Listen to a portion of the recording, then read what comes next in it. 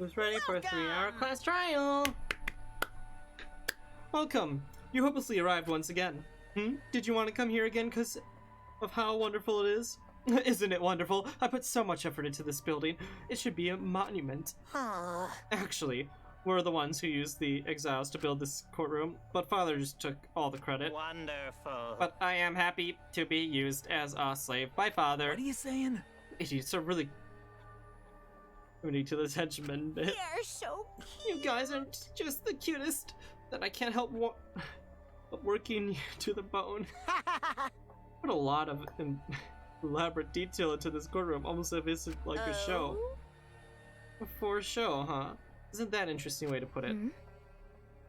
Is this just for show? Are you showing this to people outside and... Those people aren't with us, so you don't need to worry about that. Get it? They're not with us, as in, they're no longer with us. You know what I mean. Hey, In our words, you 13 are the only ones left in the world. Now, show me what you intend to bargain for your lives.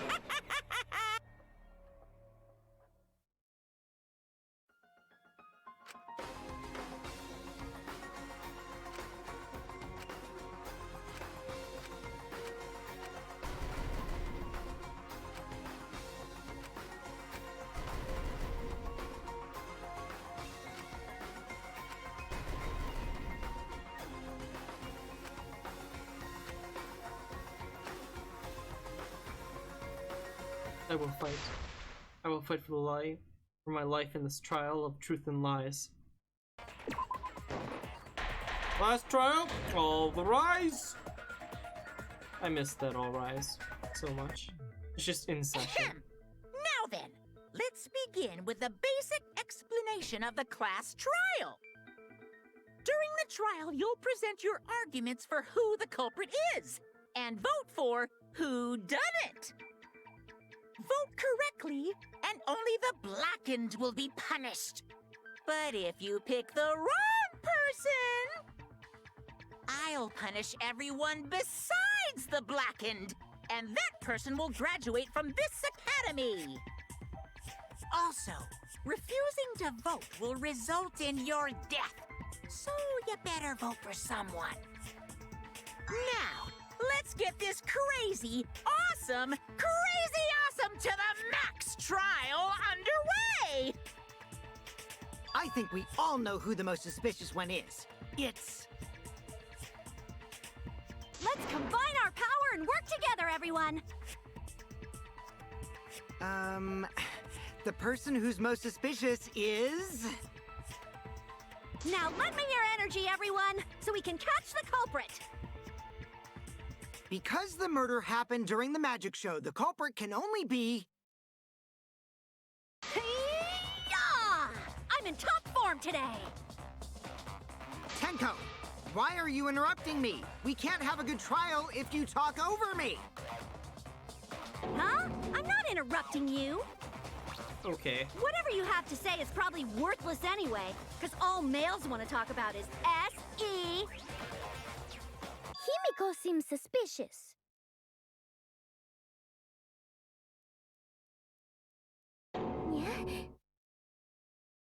Hey! Angie, how can you accuse Himiko? Aren't you her friend? I'm just telling you what Atua is telling me. He is using his divine knowledge to show us the way to survive. You should thank him, lest he pour his holy wrath upon you all. Screw Atua! That guy's got nothing on me! I'll protect Himiko! But it does point to Himiko being the most suspicious. Ryoma died during Himiko's magic show. His body appearing in the water tank leads one to think the escape trick played a part. It's only natural we suspect Himiko. She was the one performing the trick. No, that's wrong. The underwater escape wasn't a trick. It was magic. It's not the part you need to deny. You gotta tell us you're not the culprit. Magic, huh? That's so cool. What a mysterious miracle. Now, did you kill Ryoma, Himiko? Atua will hear your confession. Stop it! There's no way any of that is true! Yeah. It's true, though. Himiko used the underwater escape trick to kill Ryoma. But I still don't have a clue how Himiko did the trick. There's no trick. That really was magic. You know, maybe it really was magic. Kunta. No. Stop it. If you don't reveal your trick now, then we'll vote you as the culprit. Stop picking on Himiko! A cute, tiny flower like her couldn't kill anyone. I get that you want to defend her, but that might be a bit much.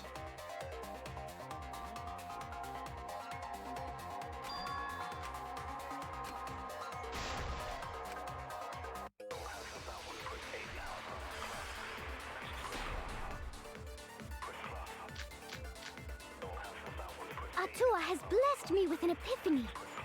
The culprit used the underwater escape trick to pull off a sneaky switcheroo with Ryoma. After that, the time ran out. The tank above Ryoma opened and piranhas came pouring out. Ah, and he was eaten alive! Eaten to bone by piranhas. Savage way to go. No, that's wrong. The underwater escape was no trick, it's magic. We heard you the first time, Titless. No one cares. Yes, but it's not how he died. The tank above Ryoma opened and piranhas came pouring out. Ah, and he was That's wrong! He was eaten alive. I missed the live part. No, Ryoma's death was not caused by the piranhas. The Monokuma file indicates the cause of death is drowning. So it wasn't the piranhas then. He was drowned. Ooh, I see. I haven't checked the Monokuma file yet, so that's news to me. You lying little brat! Telling lies is what turns you into a degenerate male. So what? Ryoma drowned, Himiko changed places with him, and then the piranhas ate him, right? No, Himiko only had 60 seconds to escape from the tank. Even if they changed places at the start of the show, that's insufficient time to drown someone. If that is the case, then when did he drown?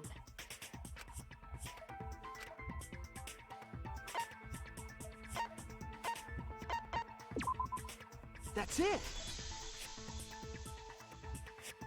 Ryoma was already drowned before the show started. Agreed. Agreed. Before being eaten by the piranhas, he made no attempt to escape the water. To be precise, he made no movements whatsoever. Yes, by that point, he had already joined the ranks of the dead. Could that mean his body was hidden until the culprit made it appear in the tank? Hidden? Where? The culprit would have had to hide the body near the tank, and then show it during the act. Easier said than done. Was there a place on stage where the culprit could have hid the body?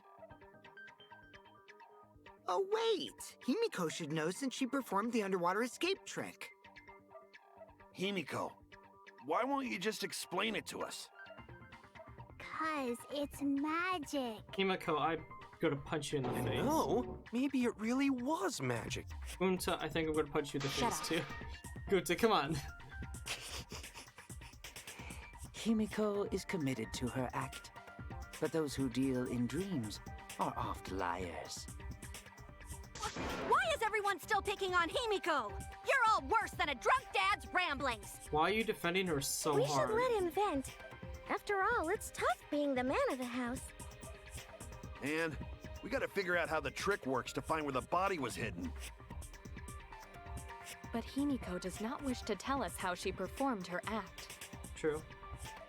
Then let's work together to reveal the secret behind Himiko's trick! So, not real magic? No, it was real magic. Magic. Magic. Magic!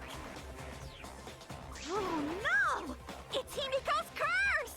Her curses are really powerful! Mm-hmm. Aren't incantations usually more, complicated than that? Yes.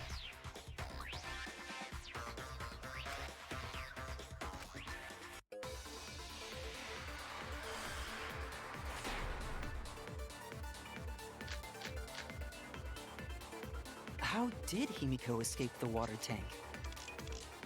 Maybe she just climbed out and no one noticed. Nah, she definitely would have been caught. Perhaps the mechanism was set up on the stage. The curtain covering the tank was certainly suspicious. What about that square pane of glass we found in the tank? Maybe the tank had a secret hatch.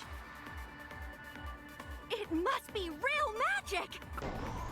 Yeah! Real escape magic! Maybe there were two Himikos. And one of them was Tsumugi in disguise. Hey, my costumes aren't disguises.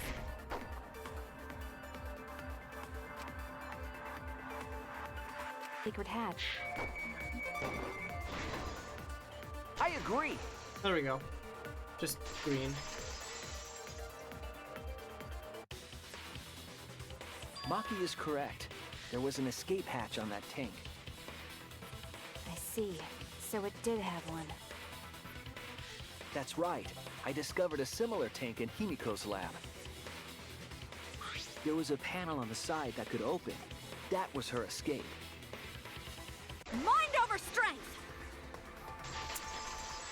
Boy. No! Your logic is all wrong, Shuichi. What do you mean? And you don't even know why you're wrong either. Typical degenerate male. I'll smash in your face with my fists of hot burning steel!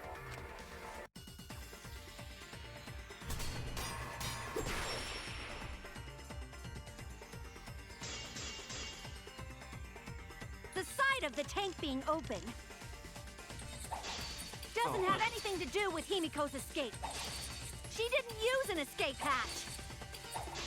I know she didn't do that. And now, I'm gonna punch you! Missed that. Hey, wait a second. Before you punch me, what makes you so sure she didn't? Because if she escaped from a hatch in the tank, the water would have gushed out with her. There would have been water everywhere. I'll cut through your words. I need to turn the music up a bit. It's a bit quiet. There was a reason the room wasn't flooded with water. But I can't do that till the intermission A time. staircase that was attached to the water I tank. tried earlier. Turn it up in post. Try to remember how the staircase was positioned. It was aligned perfectly with the tank's escape hatch. Meaning, the water tank was connected to the inside of the staircase. Inside staircase? His body was in stairs? Knowing that, it's clear how Himiko made her escape from underwater. There was a curtain covering the tank during the performance, allowing Himiko to enter the staircase from the hatch undetected.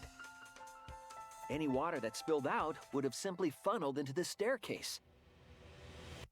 So how do you get out from the staircase? The staircase also has an escape hatch, one facing away from us. It's placed so that the water would not drain from the staircase.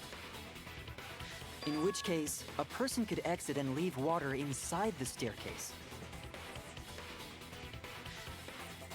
However, that person would be soaked, meaning that some trace should be left. That would explain why there was a puddle around the stairs. So when Himiko came out from the stairs, her wet clothes dripped water all over. Ha ha, bitch! Caught you soaking wet and red-handed!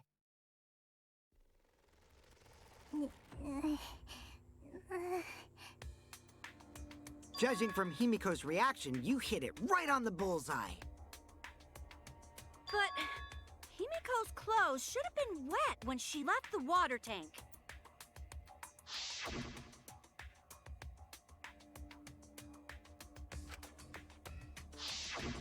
Her clothes were definitely not wet. Of course. That's because my underwater escape wasn't a trick. It was magic.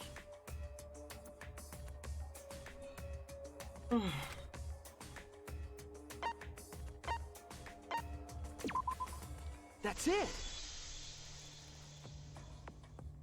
It's because she changed her uniform. A minute. The That's dormitory is stocked with uniforms. Did you hide one behind the stage in advance? I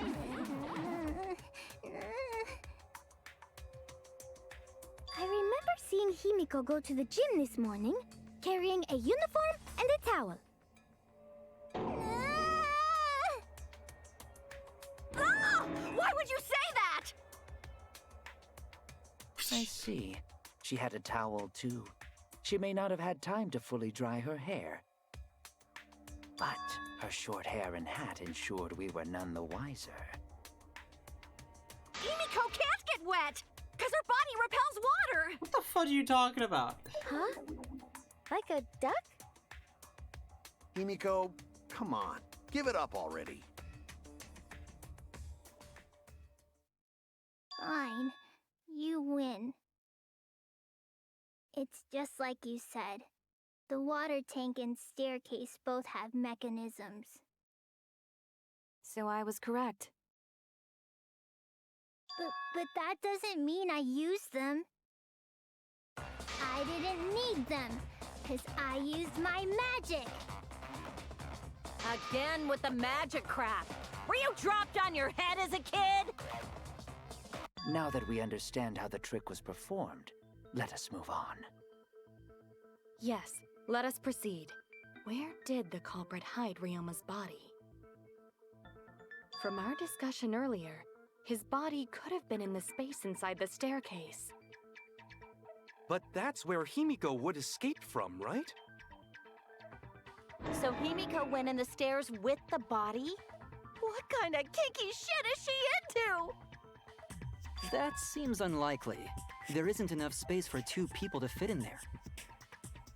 Yeah, the stairs are pretty cramped. It'd be hard to fit even Ryoma and Himiko in there. Who says they went in together? She could have made the switch as she was leaving the tank. At the same time, she could have pulled out the body from inside the stairs. That way, she'd have room to put herself in there. See how easy that is? It's true. I think that explains how Himiko changed places with Ryoma's body. Wait a minute! Why did you automatically assume it was Himiko? Who else but Himiko could have done it?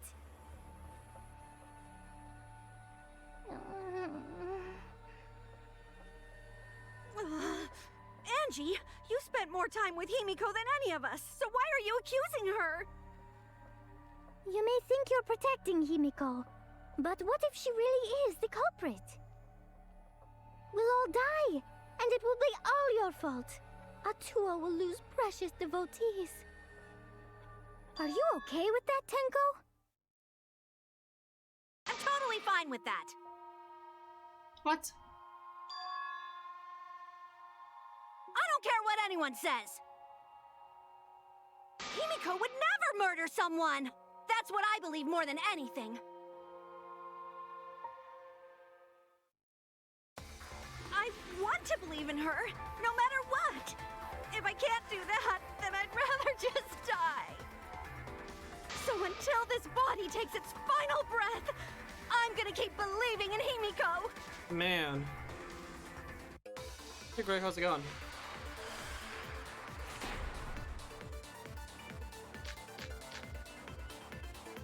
The only one who could have switched out Ryoma's body is Himiko herself. When Himiko was escaping the tank, she dragged out the body hidden in the stairs and simply switched places with it. Are you telling me you saw that happen? No one could have seen that. It would have occurred in the middle of the show, when the tank was covered with a curtain. So basically, no one saw anything.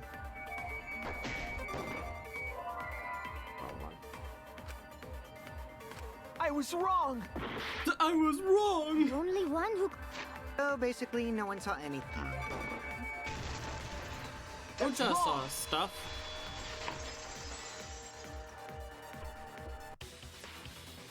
Someone did see inside the tank. It was Gonta. Gonta had climbed onto the stage and was looking into the tank from above. Isn't that right, Gonta? Yeah, Gonta saw down into tank, but saw no one in there. No one was in there? Yeah, no one. Guess that clue no good, huh? No, that's actually a great clue, because if Ryoma's body was hidden inside the staircase, Himiko would have had to pull him out before she went inside. There certainly wasn't enough room in the staircase for both of them. But that means, if the tank was empty when Gonta looked, Ryoma's body must not have been hidden in the staircase. What if they squeezed into that space with Ryoma's body to avoid getting caught? She had no need to worry about us witnessing her at that point. For the entire stage was hidden behind a curtain. To all but Gonta, anyway. Then the culprit never would have considered hiding inside the staircase with the body. Entering the staircase after moving the body is much faster, and seems more rational too. Then, Ryoma's body wasn't hidden in the stairs? Someone better say where the fucking body was hidden, or I'm gonna start cutting throats!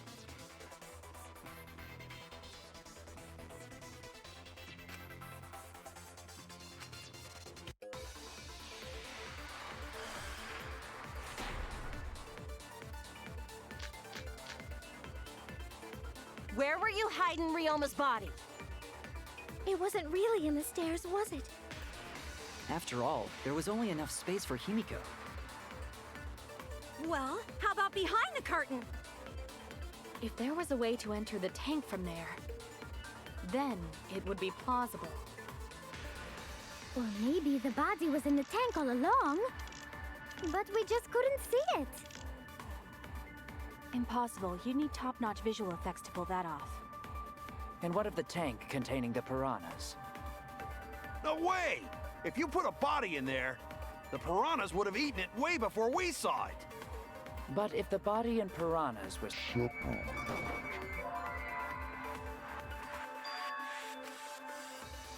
But if the body and piranhas were separated... Got it. Okay, so I I missed it. agree. What was the conversation again? But wait. Keel's hypothesis is correct. The body and the piranhas were separated. It's hard to get an idea of This how was big that accomplished square using pane the was. square glass It looked like it pane was huge found in the tank. Just as I thought. Using that glass pane as a divider, a safe space could be created in the tank. It is in such a space that the body could be stored, separated from the piranhas. Then that means Ryoma's body was hidden in the piranha tank the whole time! So Ryoma's body fell into the water tank with the piranhas? Gonta knew it! What is it, Gonta? Gonta was above stage when piranhas fall. That's why Gonta sees something no one else could. When piranhas fell, Gonta sees some big thing fall into water tank with them.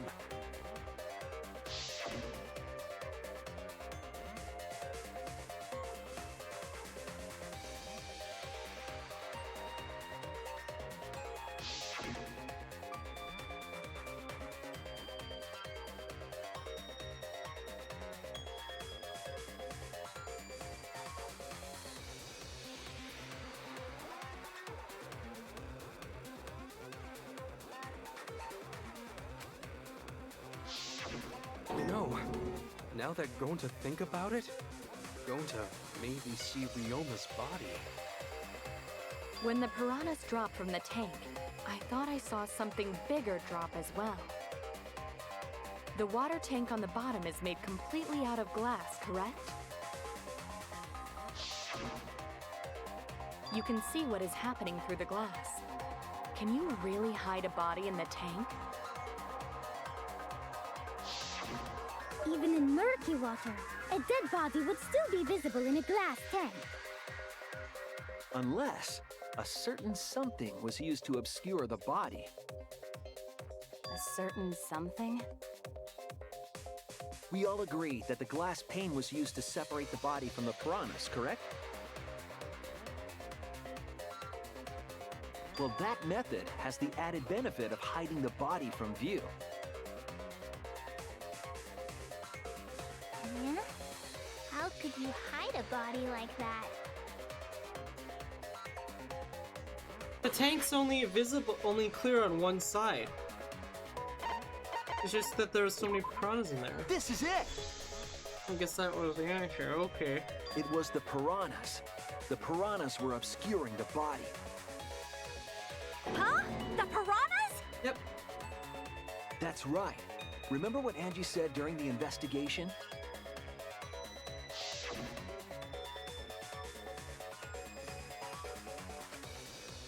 There's more piranhas near than normal.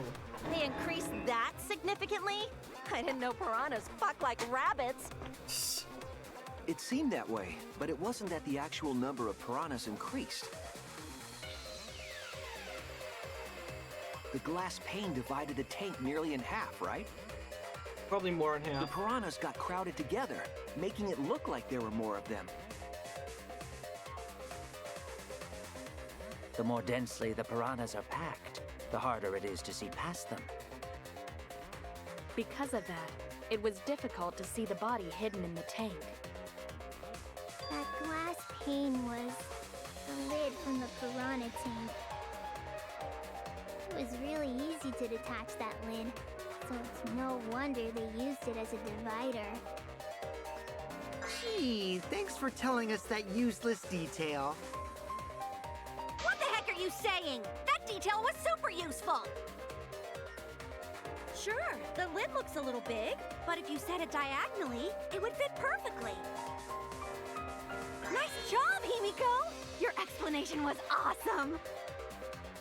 With this much evidence, it seems like the body was definitely in the piranha tank. Congrats, Himiko! Now there should be no reason for anyone to suspect you. Yeah, really? No. Yeah, because if you didn't switch places with the body, then you couldn't have killed him. He was killed last night. It only means we now have other suspects. You are not cleared of suspicion just yet. Okay, but still, that's way better! Himiko, It's wonderful news, Himiko! I'm starting to not Atua like is you. happy for you. Apologize, Angie! You and your Atua better tell Himiko you're sorry right now! Atua is sleeping. He went to bed angry because you all doubted him. What a petty-ass god!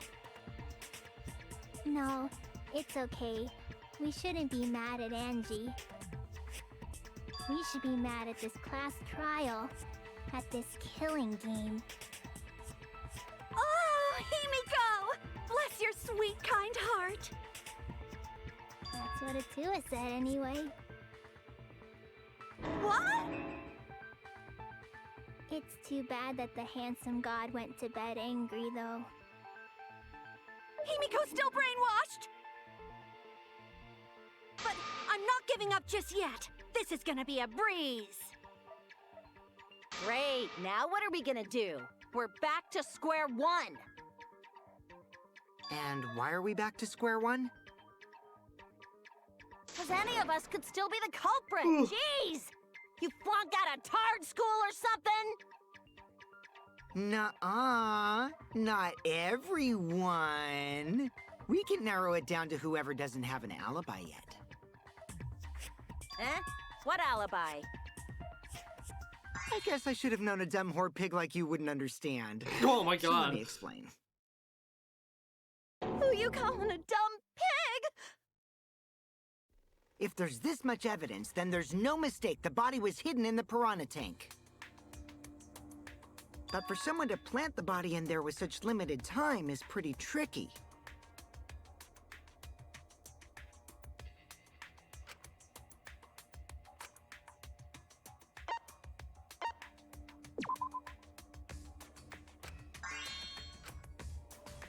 Damn it! What?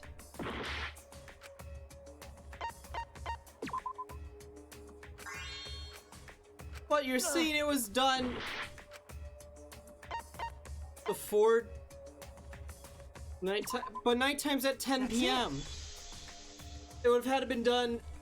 It could have been done during there. Before nighttime. Oh, they're all in the gym at Ding, nighttime. ding, ding! The ultimate detective gets it right again! Yeah, for failing twice, but that's alright.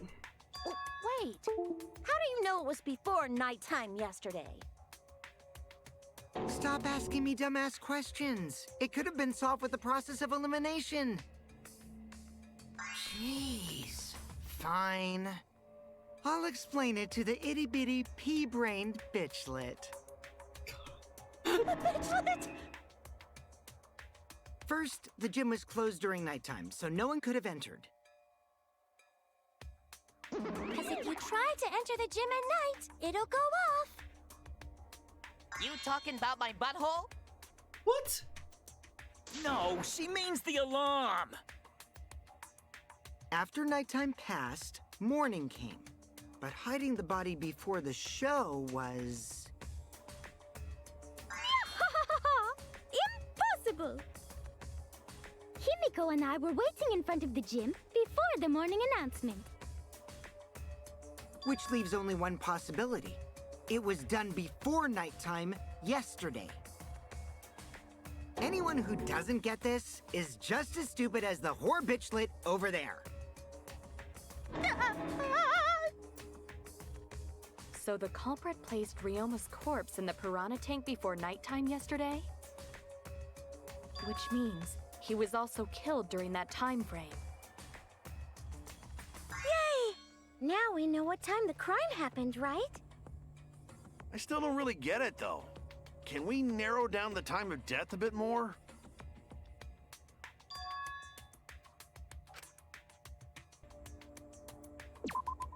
This is it! If we can find out who last saw Ryoma alive, we can narrow down the time of death.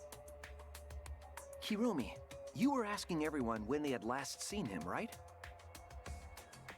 Yes, Gonta was the last person who saw Ryoma. What? Really? And when was the last time Gonta saw Ryoma? When Gonta was inviting everyone to insect meet and greet, so... Gonta think that was maybe 8 p.m.? If he was last seen at 8 p.m. and was killed before nighttime officially began, Then we can assume the crime took place between 8 o'clock and 10 o'clock at night. So all we must do is find someone with no alibi for that time period, yes? Simple enough.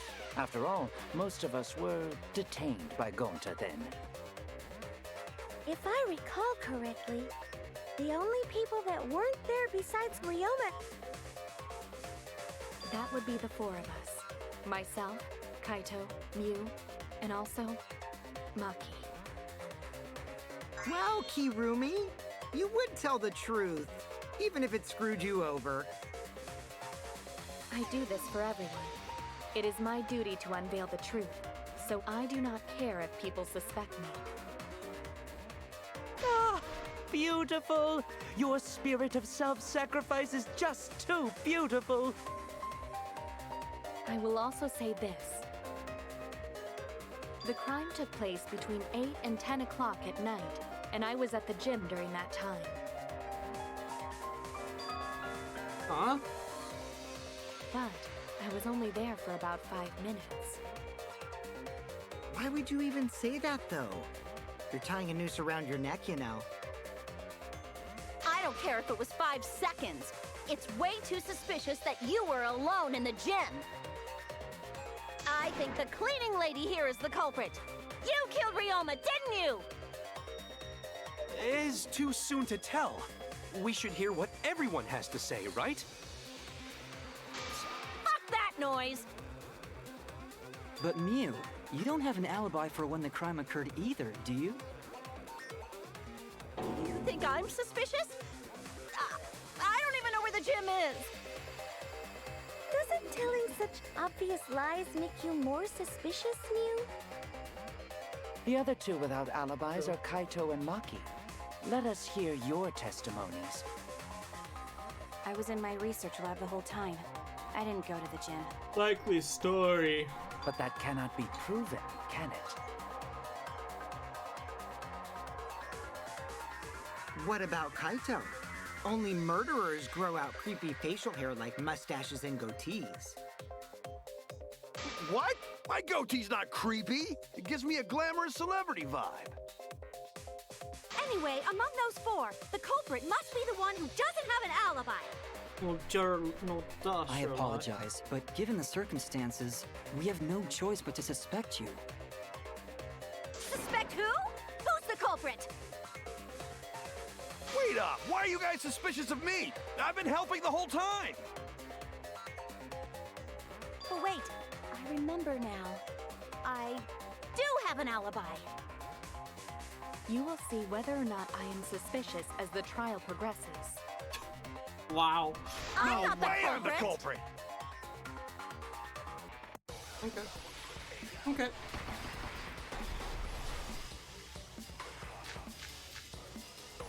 Gonta! What is your I alibi? tried hiding in the 5 classroom. When I was running from I even tried hiding in the girls' bathroom. Things got a little heated if you catch Until my the drift. rest were Filthy gone. male pervert! What's Monkey's alibi? Then right before before nighttime, I 9 got tired and fell asleep. I didn't run Did into you anyone. really leave the gym at 9 p.m.? I was Are in my you research sure lab you the did whole not time. stay at the No. gym? That's not what I wanted. No, I missed! I heard it! Get it! Wow, that frame rate. No, I think Kirumi is telling the truth. Kokichi's story proves it.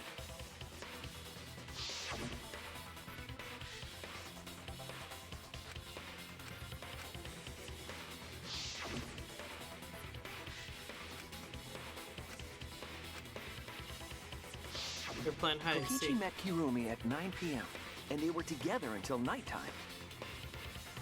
Gonta went to the gym to catch Himiko and Angie 5 minutes before 9 o'clock. After I left Gonta's lab, I ran into Kirumi. Quick. I'm pretty sure Kirumi stayed at the gym 5 minutes till 9 o'clock. This information could have been told to us beforehand. Sorry, forgot. I definitely didn't keep it a secret to make the trial more interesting. Mm-hmm. Forgot? It seems far more plausible that you were telling another lie. Unlike robots, we meatbags can't pull out our memories from our hard drive. Was that supposed to offend me? Your irrationality fills me with pity. If I am the culprit, that would mean I killed Ryoma within 5 minutes, Yeah, that's not gonna happen, buddy. transported him to the gym, and hid him in the piranha tank. This seems highly unlikely. If you called Ryoma out to the gym and killed him there, you wouldn't need to move him. All you would have to do is hide him in the piranha tank. Gonta was in the midst of heading to the gym to capture Angie. Are you claiming I took advantage of that and called Ryoma for a rendezvous at the gym? That'd be pretty difficult. We should probably look at other possibilities. Maybe someone snuck into the gym while Kirumi and I were busy talking. The only ones capable of that are the other three with no alibis. Mew, Kaito, and Maki! Ah! You're including me too? But there's actually one person we can rule out of the suspects list. Right? There's one person who's totally not suspicious. Say who it is already.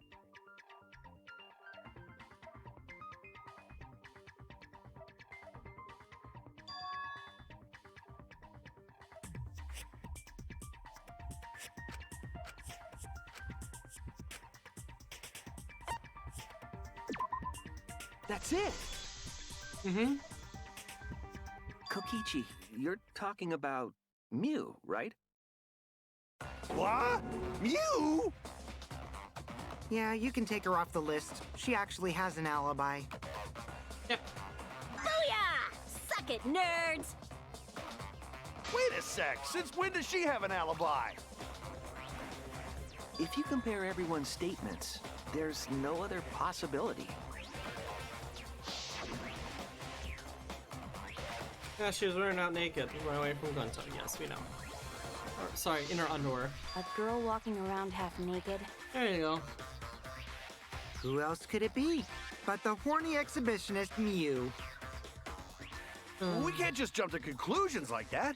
He just saw a shadow, right? That could have been anyone walking around in women's underwear. Even me. You say you would have That'd be a whole different issue. No, it's Mew, without a doubt. Mew and Gonta's statements prove it.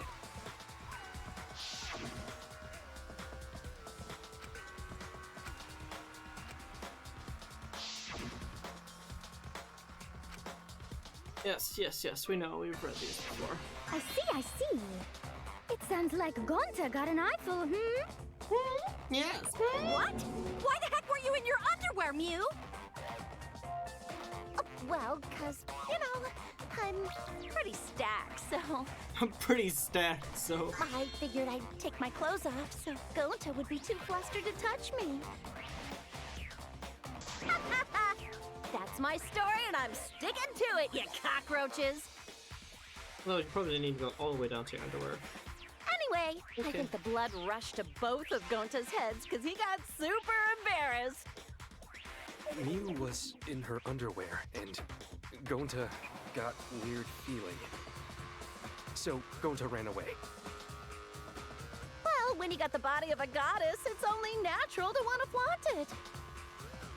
I show my panties to the boys all the time. Uh-huh.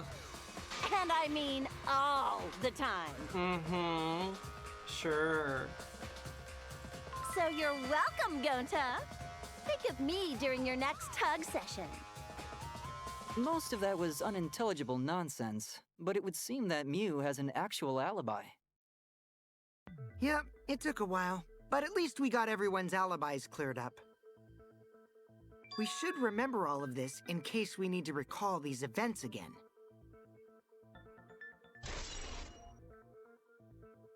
Okay. That leaves Kaito and Maki as the only ones with no alibis. Then one of them must be the culprit. But which one, I wonder?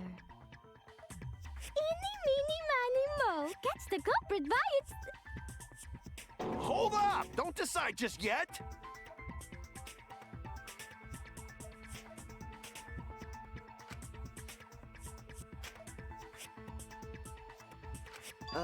Maybe we should determine the sequence of events. The culprit No, we should do something more fun. And I have the perfect idea. We narrowed it down to 2 people, and one of those 2 is the culprit, right? Since we don't have to randomly accuse each other, finding the truth just got much easier. So let's find the truth with a more effective method. And what is this effective method? If one of them is the culprit, then the innocent one should know who the guilty one is. Yeah? Because if you know you're not the culprit, then you can just accuse the other person. Oh. Yes, that is true. Okay. Which means there is one person among us who definitely knows who the culprit is. To that someone who knows, do your best to convince us. Work harder. Work harder? Have the two argue for their innocence. That's how we'll decide our culprit. Even if we did that, wouldn't they just pass the blame back and forth? Yeah. And... Huh? You guys talk about cooperation and teamwork, but you're all afraid. You're too scared to point your fingers at others, so you hide behind the word trust. How do you expect to find the culprit when you're all worried about each other's feelings? If you're planning to expose a liar, then you have to corner them psychologically. Only then will they reveal their true self as a liar, hiding beneath a layer of deceit! If we want to find the liar, I suggest that the two suspects argue against each other. No more pointless deductions. All we need is for them to fight for their lives. So let's host an argument that's totally not boring but super fun! We'll catch the culprit in their lies when we find a contradiction. We'll scare the culprit until they screw up! That's how a true class trial works. Right, Monokuma? A development like that would liven things up a bit. Yep, I totes agree. You're agreeing with Monokuma? Just whose side are you on? I'm on your side. I don't want to die either, you know. That's why we need to take this seriously. A hot debate to smoke It's a out lot the of talk just to get the And how do you two-side expect debate. us to start this? If you guys need some help getting started, I can give out the first topic. Our first topic is this! Ta-da! The Cubs pad. Not just any Cubs pad, but the one given to our latest victim, Ryoma. When we started investigating, I went straight to his room to borrow it. So it wasn't the culprit who took the video from his room. It was you. And the reason why I brought it out just for this occasion is because one of these two had Ryoma's motive video. Dun dun dun! One of these two had it? Huh? And for us to figure that out, we need to know who this motive video belongs to. Take a guess, everyone. Whose motive video did Ryoma have?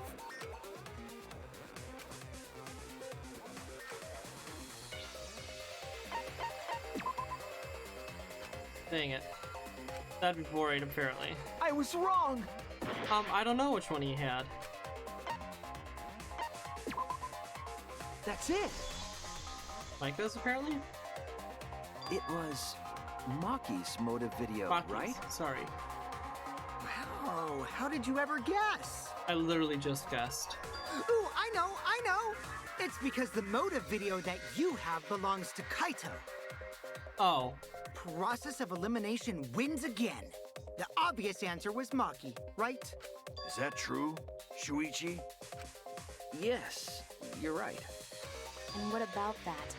Just because Ryoma had my motive video, that doesn't make me the culprit. Finally, you said something! This is how a debate should be. I only brought up the motive video to make you talk. Excuse me? Okay, now that we got the party rolling, let's get you and Kaito ready to argue. Remember, if you're not the culprit, then that means the other one is. Got it. Let's start this extreme death debate. Tear up the other's lies, rip each other apart. Wait just a minute. What are you trying Quit screwing around! We don't need to debate who's the culprit! I'm not the culprit! That's for sure. Which means... Kaito, wait. Maybe Kokichi is wrong. Maybe he... But Maki isn't the culprit either! Huh? What? Huh? Really? You're saying neither of you are the culprit? Oh, honey, we haven't even been to intermission Then yet. what would be the point of this whole This would be debate? Who this cares easy. about that? All I know is that neither me or Maki are the culprit. It's just a hunch I've got. Hunch? Hey, Cho, this is not helping. Are you being serious? You do know all our lives are on the line here, right? And you're betting our lives on just a hunch? You don't get it. This isn't just any hunch. This is an official hunch from the Kaito Momota, Luminary of the Stars. Luminary What? of the stars. How illogical. This is even more difficult to comprehend than Kokichi's antics. You're totally not serious. You can't be that stupid, right? No, he might actually be that stupid. Damn idiot! A damned idiot! Hey, don't call me an idiot. Anyway, me and Maki aren't the culprit. There's no doubt about it. I believe in Maki. You what? You believe in her? But based on what? Huh? I don't gotta base it on anything. No matter where the clues point. In the end, the only thing that matters is what I believe, right? Whether I believe or not. Whether I want to believe or not. That's the only thing that matters. So, you do not have any evidence. Only baseless conjecture. But I totally get where he's coming from. Because I want to believe in Himiko, too. Wanting to believe in someone is a beautiful act, yes. However, it is a sentiment that has no place in a class trial. He's an idiot after all. It's okay to be idiot, as long as you believe in people. Guys, I said don't call me an idiot. Really hurts my feelings. Sure, that's not what a class trial's about. The absurd. Sure, he saved me before, right?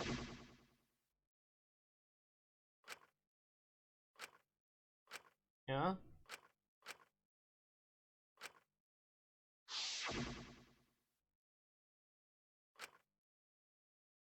I'll believe in Maki as well. What? That's our Kaido, right? Making us think with our hearts. You too? How could the ultimate detective believe in someone without proof? But there's no proof linking Maki or Kaito to this crime either. I believe in innocent until proven guilty. For now, they are innocent. Right on, Shuichi. I knew I picked a good sidekick. And by the way, I might be the ultimate detective, but I'm in training. I told you that, didn't I? I'm just an apprentice, not a real detective.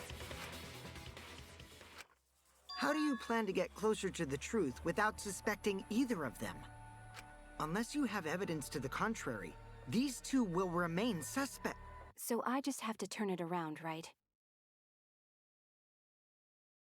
Huh? It's not like I owe that idiot a favor or anything just because he defended me. But that hopeless idiot may have encouraged me a bit. Seriously, enough's enough. Stop calling me an idiot. What are you trying to say, Maki? I didn't want to say anything, but I can't stay silent forever. So I'll tell you. Oh? Tell us what? I met up with Ryoma during nighttime yesterday. What?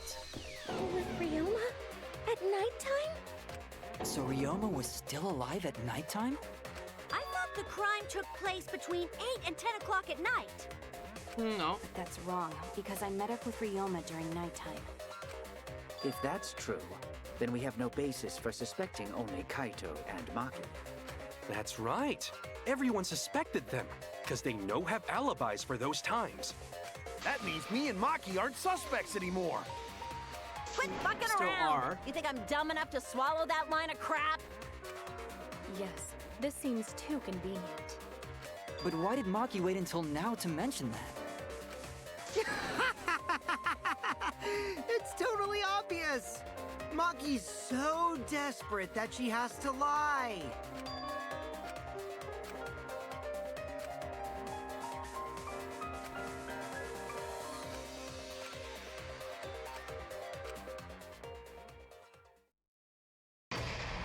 Intermission.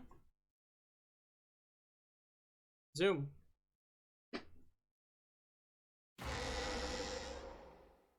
Another shocking truth revealed. Back to square one. Square one? If square won, they wouldn't have got eaten by the competition.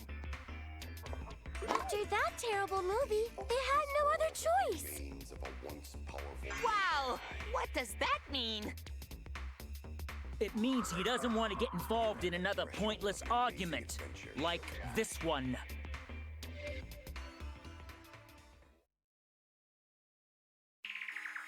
We shouldn't listen to anything Maki says. She's just gonna throw out more lies. But if we don't ask her for more details, how will we know for sure? I told you already, we don't need to. I hate liars. Liar, liar, pants on fire. Says the liar. You're one to talk. Maki, just ignore that lying little degenerate. We'll listen to what you have to say. It must have been a little after midnight last night. He visited me at my research lab. He wanted me to show him the motive video that I received. Motive video? If Ryoma came to ask about that, does that mean you had his motive video? As I recall, Ryoma had Maki's motive video, correct? Does this mean you and Ryoma received one another's motive video? Maybe. I actually didn't check the one I got, so I wouldn't know. Maki admitted earlier that she hadn't checked her Cubs pad.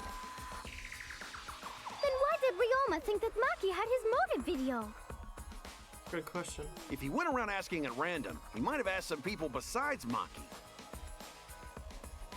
He never asked me. He probably never asked you guys either, right? Then, who was it that told Ryoma about his Cubs pad?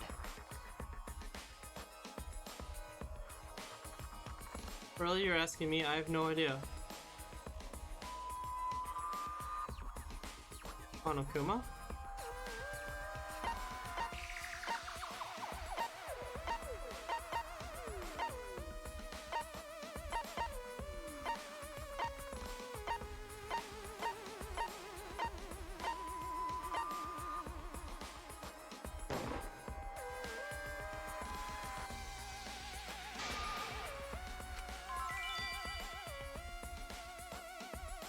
I was wrong!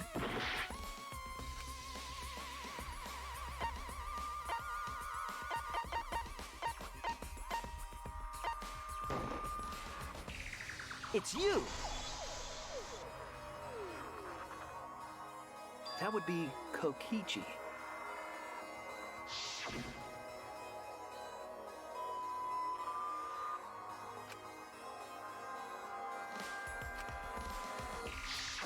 So, you saw the motive videos. Did you tell Ryoma that Maki had his? Why? When males get this quiet, they're either caught in a lie or thinking dirty thoughts. What happened then, Maki? After Ryoma asked you for his motive video? I told Ryoma just to take it from my room. I keep my room unlocked. Wow, Maki, that's super careless. Aren't you scared someone might kill you in your sleep? That is. And then what happened? I don't know what happened after that. I'm not even sure if he saw his motive video. When he asked me, he said that he would show me my motive video in return. But I wasn't interested, so I declined.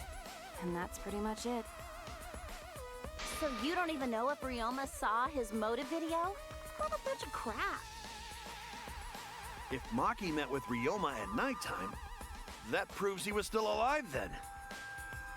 Which means, even though we don't have alibis from 8 to 10, Maki and me aren't suspects.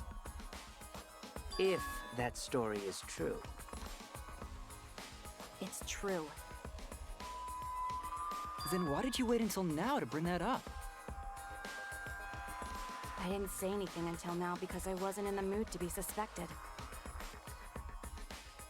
Suspicious. unexpected. What for? Kirumi said it earlier. It seems that Ryoma and I had each other's motive videos.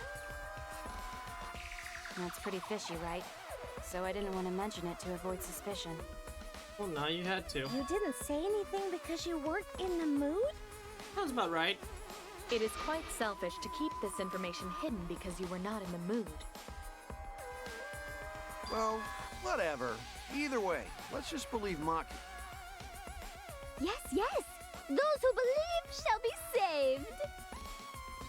No, we need to wait. There is still more to confirm. Well then, why don't we ask Kokichi? Huh? What now? You never answered my question.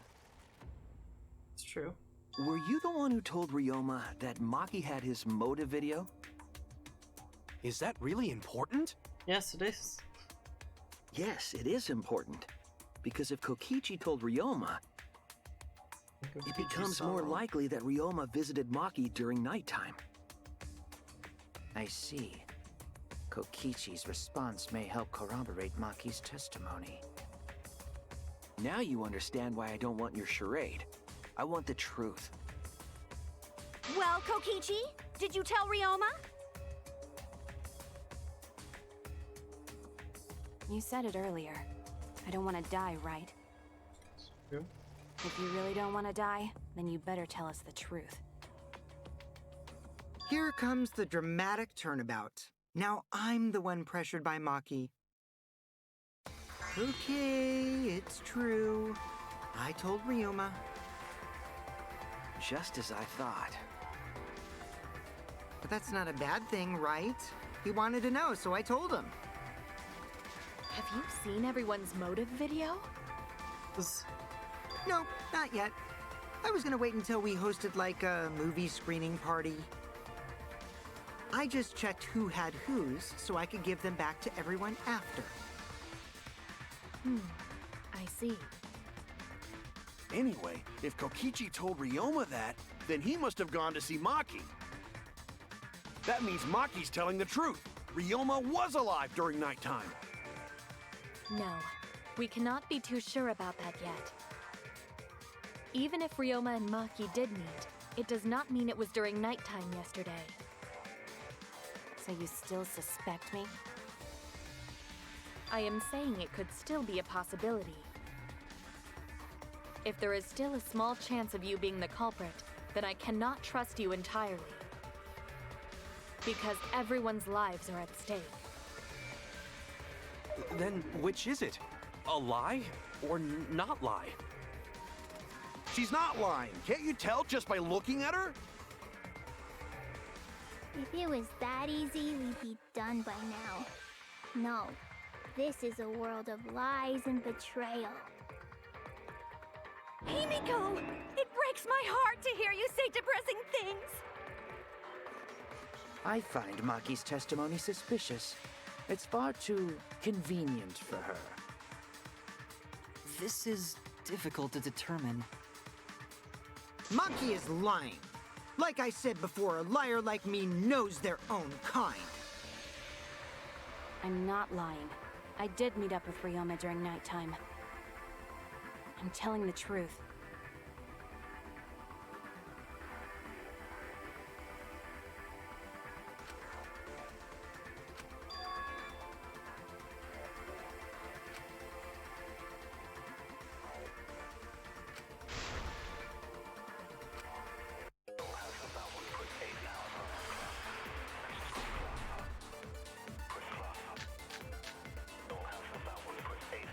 I met with Ryoma the previous night. What a load of crap! Maki only see Ryoma at night?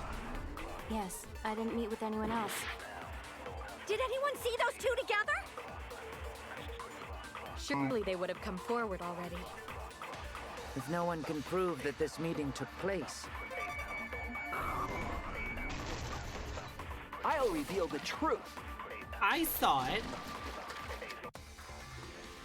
I might not be able to prove they met, but I can prove Maki wasn't alone. oh, please explain. Well, Kaito and I train together every night. And yesterday, because of the insect meet and greet, we started late. Huh? Ah, Kaito, don't worry. You don't have to say anything. Anyway, we were doing some frog squats on the school stairs when we heard two people talking. People talking? We knew one of them was Maki, but we couldn't pick out the other one. But now that I think about it, it must have been Ryoma. What? Yeah, maybe. That was probably around midnight. Wait a minute! If you heard their voices, then that means... So Ryoma and Maki did meet up. No, hold up! Why'd you sit on that info for so long? Because until just now, I didn't think it was relevant. Says the I ultimate had no detective. reason to bring it up. Now, we don't know if Maki was really talking to Ryoma, right? That is true. If I knew for certain, I would have said so sooner. But considering the circumstances, I can't imagine it being anyone but Ryoma. None of us were talking to Maki last night, correct? So it must have been him. And nobody say you suddenly remember talking to Maki. It's way too late for that. And you two did not confirm who Maki was talking to at the time? If I overheard a conversation in the middle of the night, I surely would have checked. We are still part of a killing game after all. Whoa, chill out. Why this scary face? That was my bad, but it's not really manly to eavesdrop, you know? I wouldn't do something so uncool. Anyway, I know that we heard those voices. Maki is not lying. Then Gonta will believe friends. You're gonna believe him? Just like that? But Shuichi has no reason to lie. Yes. If his lie leads us to the wrong culprit, he will join us in eternal sleep. Unless he wishes for death, we should be able to believe him. That's right. You can believe me. Yeah, you're right. I'll believe him too. Belief shall set you free. We deceived I'd everyone. be so surprised if Shuichi was a liar, especially after we believed him for so long. We wouldn't be able to trust anyone anymore. Well, it's not like he's lying anyway.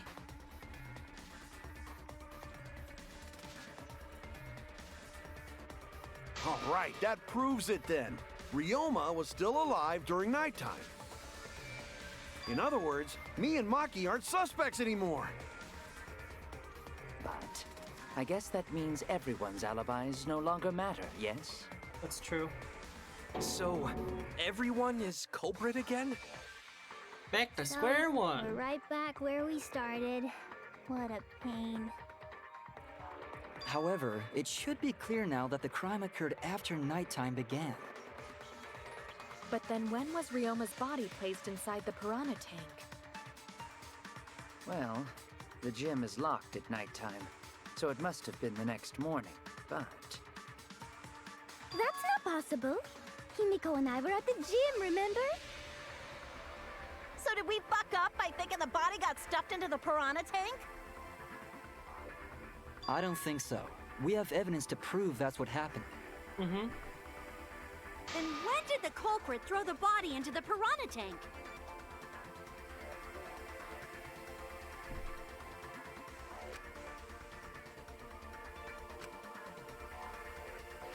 The only time they could have done it was during nighttime, huh?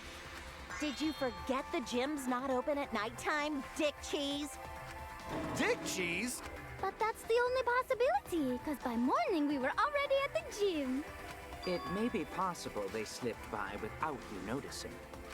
No one can slip by me. I'm known far and wide as the snoozing sorceress.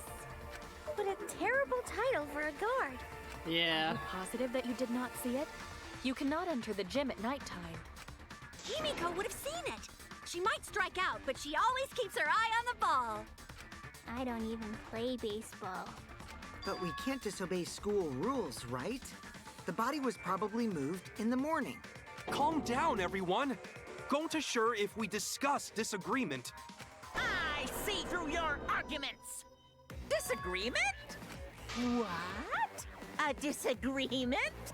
You mean you're split down the middle again? Uh-oh. Then the Ultimate Academy is proud to present its very own more phenomenal trial grounds! Yippee! We've been waiting for this!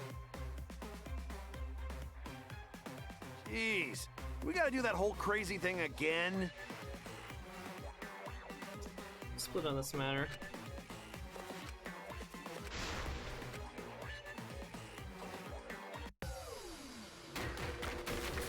Split opinion.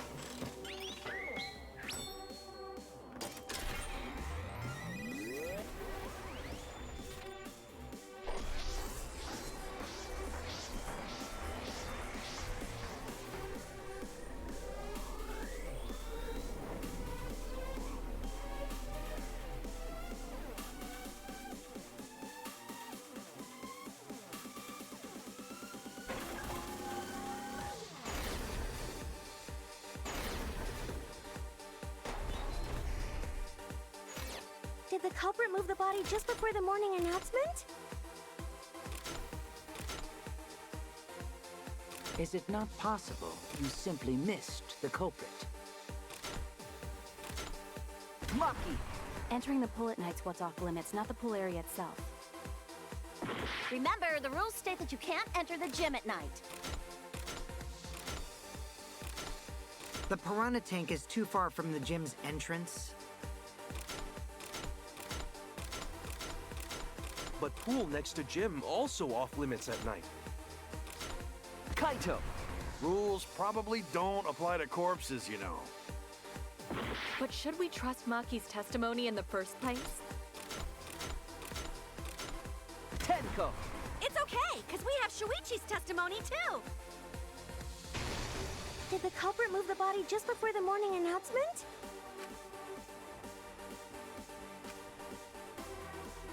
Did the culprit move the body just before the morning announcement?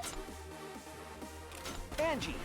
I was in front of the gym with the others, before the announcement. Is it not possible you simply missed the culprit? Himiko! Forgot how this right works. in front of the door. There's no way we could have missed them. Remember, the rules state that you can't enter the gym at night. Kaito! Rules probably don't apply to corpses, you know. The piranha tank is too far from the gym's entrance. I've got this! You might be able to reach the tank from the window above the stage. But pool next to gym also off limits. Maki! Entering the pool at night's what's off limits, not the pool area itself. But should we trust Maki's testimony in the first place? Tenko! It's okay, because we have Shuichi's testimony too.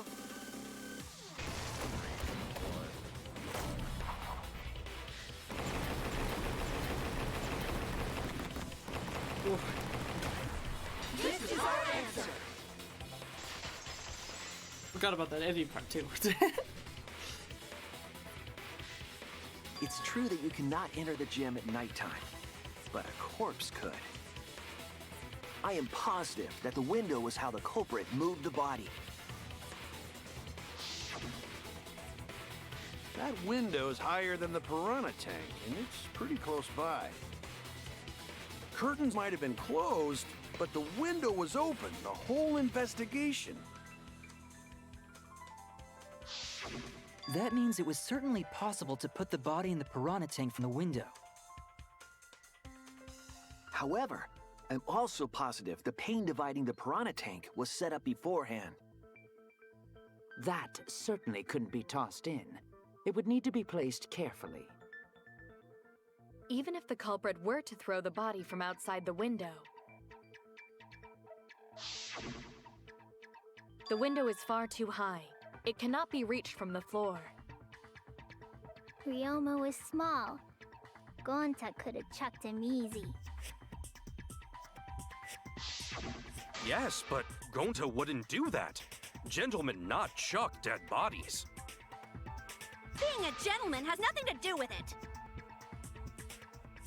I know! They used the ladder in the gym! You tested it out while you were investigating, Shuichi. That ladder reached the window, right? So the culprit just needed to put the body through the window to pull it off, right?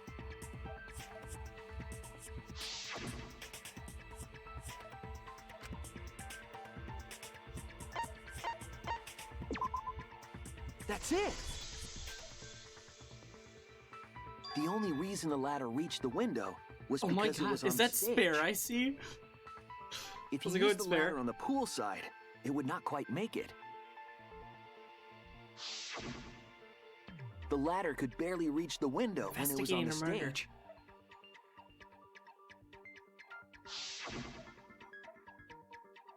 And there is nothing on the pool side of the gym as tall as the stage. Finally, the ladder was found in the gym, correct? If the culprit used the ladder on the pool side, we wouldn't have found it in the gym. And they couldn't have thrown the ladder back through the window because it's too heavy. Then Gonta used his tard strength to throw the ladder or the body or something. Gentlemen not throw dead bodies. Or ladders. The body could not have been thrown into the piranha tank to begin with. It would need to be placed carefully to prevent the glass pane from shifting. Got it, Musclehead? Even if we injected tons of steroids into you, it'd be impossible! Sorry, you're right. You didn't need to apologize, Gonta. How the culprit moved the body from the window. Ha! You guys don't even know that? What a bunch of dimwits. Do you have the answer then? But of course. Tell him, Shuichi. Blow him all away with the truth. I actually don't know that Yeah, yet. that's what I was gonna say. Come on. What? Kaito, come on. Tell me. The culprit listening. definitely moved the body through the window, but I don't know how. Yeah. Seriously? Serves you right! You just made a fool out of yourself after acting all high and mighty! Dudes just need to shut up and take their licks. What are we gonna do, Shuichi? We gotta figure this out or we're done for. Hey, you gotta do something, Shuichi! I know. I have to do something, but...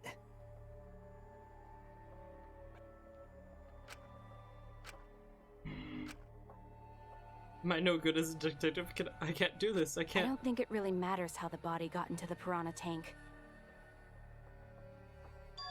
What? Gonta thinks it matter. We won't know culprit's trick unless we figure out... We're getting sidetracked. It doesn't matter how it was done, just who did it. Okay. We shouldn't focus on where we found the body. Instead, we need to focus on where he was killed. Probably in the Where he was ultimate killed? prison lab. In the sink. Wouldn't Ground. it be more efficient if we focused on the murder scene instead? Yes, that's it. We were so caught up in where the body was found, when we should have been thinking about where the murder occurred. The murder scene would definitely have more clues about the culprit. Yep. Why didn't anyone realize this yet? That's strange. Perhaps the culprit steered the conversation away from that topic. Makes sense. Then, culprit is someone in this room. Yes, Gunta. It is. And if everyone wants to testify. This is trying to sabotage the trial. Well then, let's discuss the crime scene to figure out who the culprit is. That's not a bad idea for a robot. The last time I heard such a good idea was when Nino told me to move in with her under the bridge to get out of the cold. Himikawa under the bridge? What? So, sir, we could determine how it ended. Thank you, Maki. That was a helpful insight. Ooh, boy. How... I can't believe hour you and didn't a half notice we're that. into the trial, right? I guess that's why you're still an apprentice. And this is why the trial videos are so long. I'm sorry, did she just call me apprentice? How dare she? Even though I told them that I was an apprentice. Alright, what do we got? First, let's establish the crime scene. Wasn't it the dorm room? No? Ryoma was relaxing in his room when he got attacked. But the cause of death was drowning. Why? There's nothing in his room that could collect enough water. He's got a toilet, doesn't he?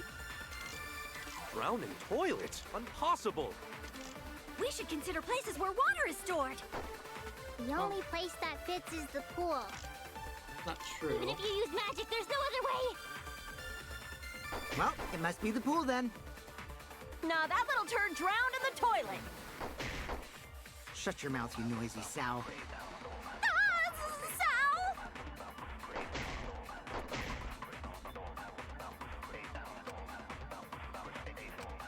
The pool. There we go. That's wrong! It's against the rules to swim at nighttime. You'll be murdered if you do. The pool could Have not have fun. been the scene of the murder. Ryoma was killed at nighttime. No swimming is allowed at nighttime, so a living person could not have gone in.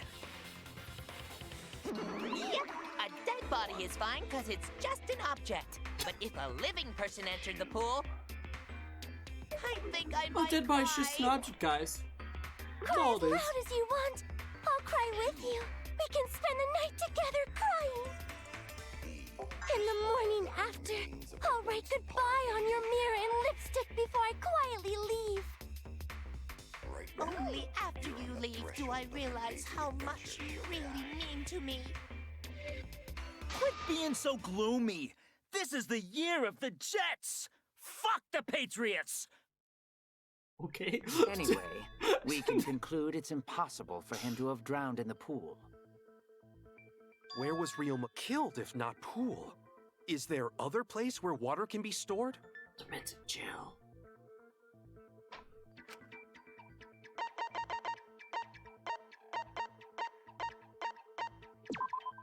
This is it! Got it.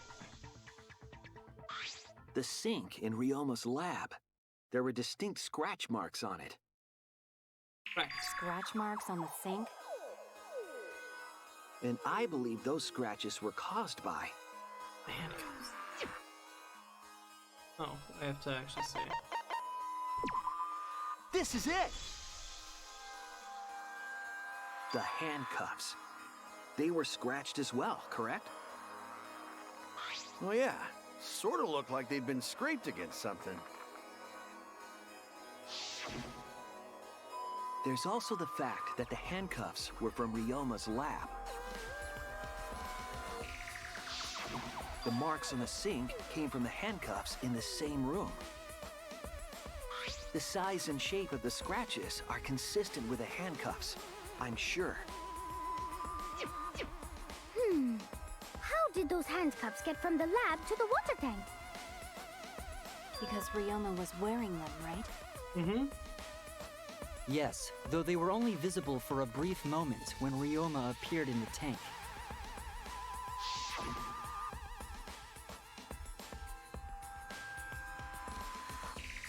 I'm certain he was wearing the handcuffs at the time.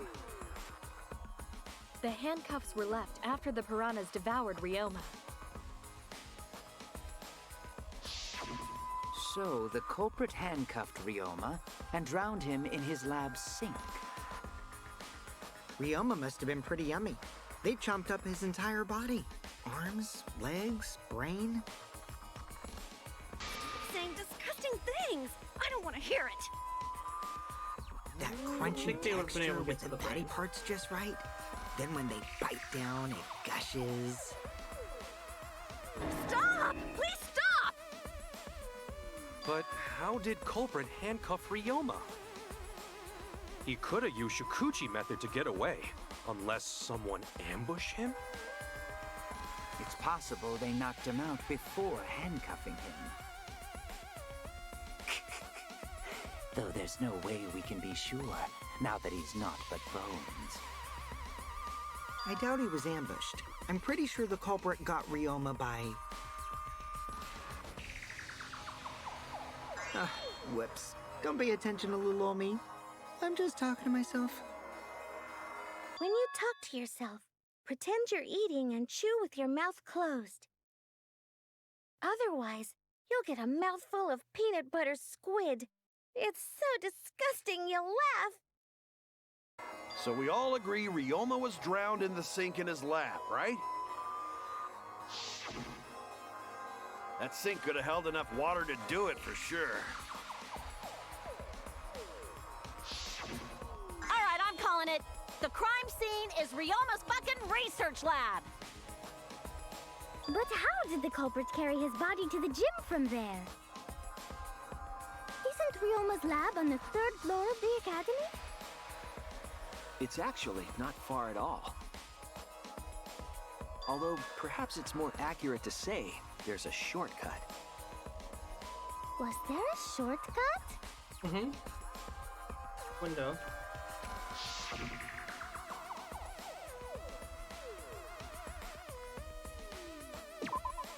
There! The shortcut is the window in Ryoma's lab. The window? That's right. None of the windows in this school open. Except the one in Ryoma's lab. And on top of that, the window faced the pool. You could see the gym straight across. Do you think the culprit dropped Ryoma's body into the pool area from the lab window? Yes, I do. Then they could have thrown the body into the piranha tank through the gym window. How's that? Mission complete! Your explanation contradicts some things we discussed earlier. The gym window was too high to reach from the poolside, even if one used the ladder. That's right! I apologize! I must go on a journey to reflect on this! We keep hitting dead ends, since we don't know how the body was thrown into the gym. Well, that didn't really give us any info about the crime.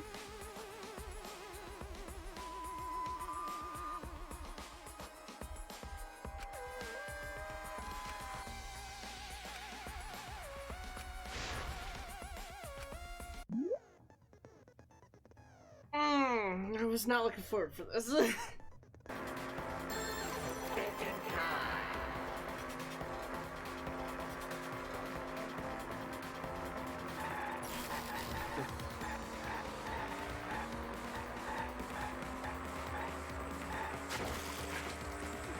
I did not mean to hit those people.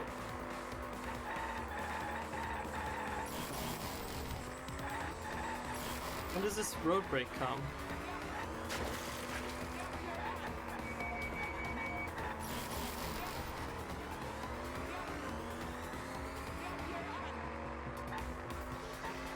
Oh, do I hit the person?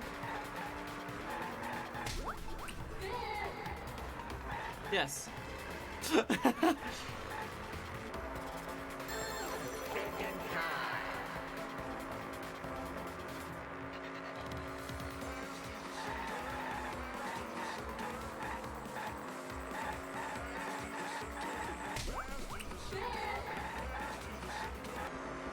From window to window?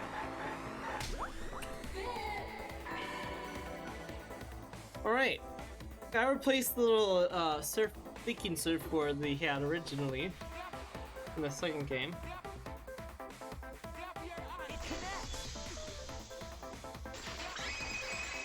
Right.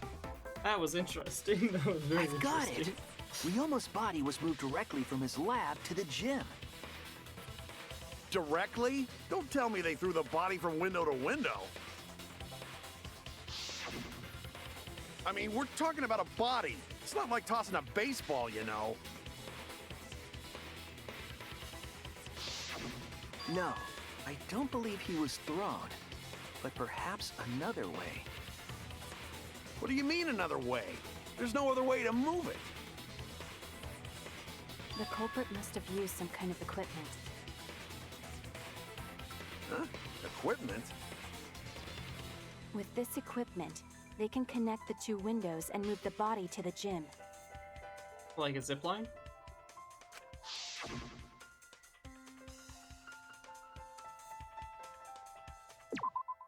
There! The rope found behind the gym stage could have been used to connect the windows.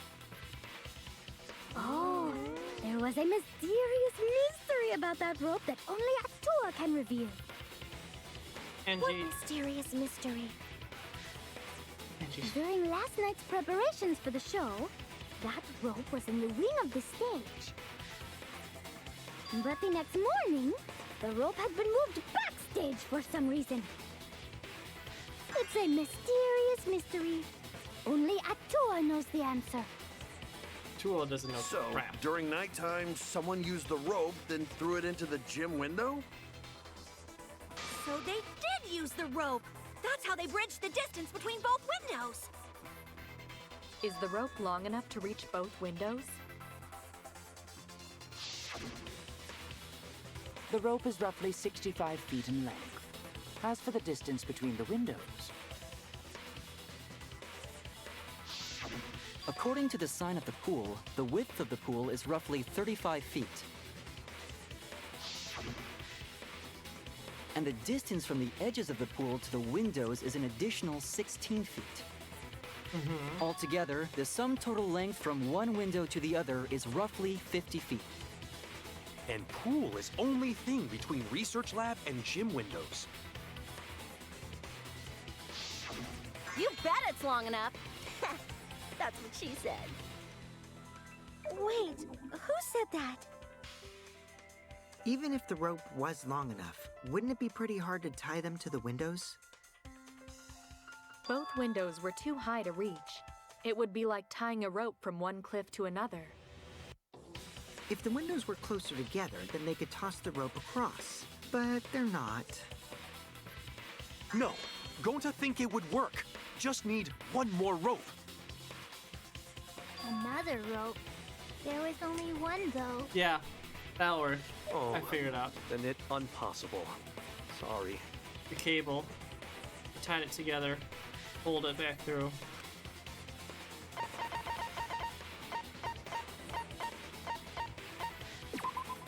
This is it! The tennis net cable from Ryoma's lab could serve as a rope. How long is it? About 50 feet or so. But how do they use it? Okay, so... First, culprit hang rope outside of one window. Then, culprit move to other side. And tie cable to other window. Then, after tying to each window, culprit tie rope and cable together. That how culprit make one rope that reach both windows. Yes, that's correct. Wow, that's amazing, Gonta! You're so knowledgeable. It's nothing. Going to use ropes a lot when looking for bugs. What? Even if they did connect the windows with a rope, they can't carry a body on just that. Eureka! I got it! Thomas Edison once said that genius is 1% inspiration and 99% perspiration. Pretty sure he didn't, but... But in my case, it's 100% inspiration! We get it. Just tell us already. They handcuffed the body to the rope and slid it from one window to the other, like Tarzan! The body would reach the gym window, but it wouldn't land in the piranha tank. Stop making such dumbass comments and keep your smelly breath in your dirty mouth.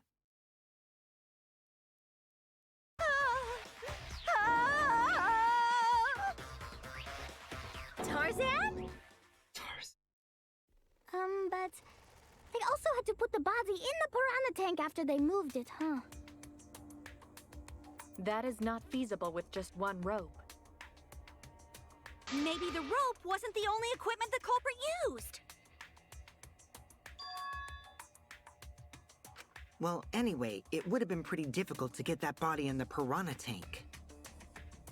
They wouldn't just throw it. The trick was a super crucial part of the culprit's plan. The culprit must have carefully placed the body into the tank with their own hands. But is there really a way to do that? Kokichi, are you hinting at something? Huh? Hint? What hint? Don't confuse me with your talk of hinting hints.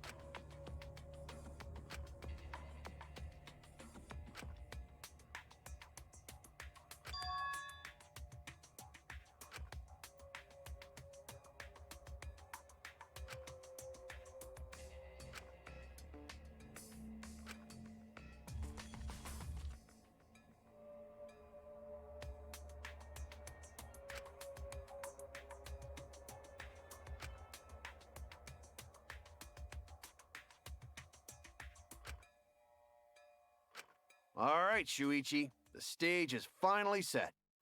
What? Listen up.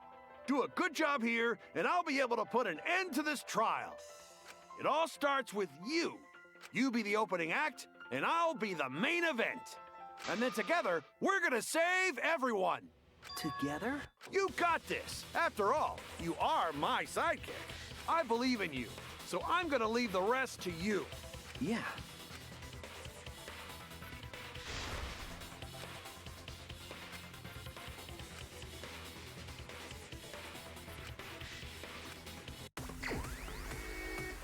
I hate Hangman's Gambit.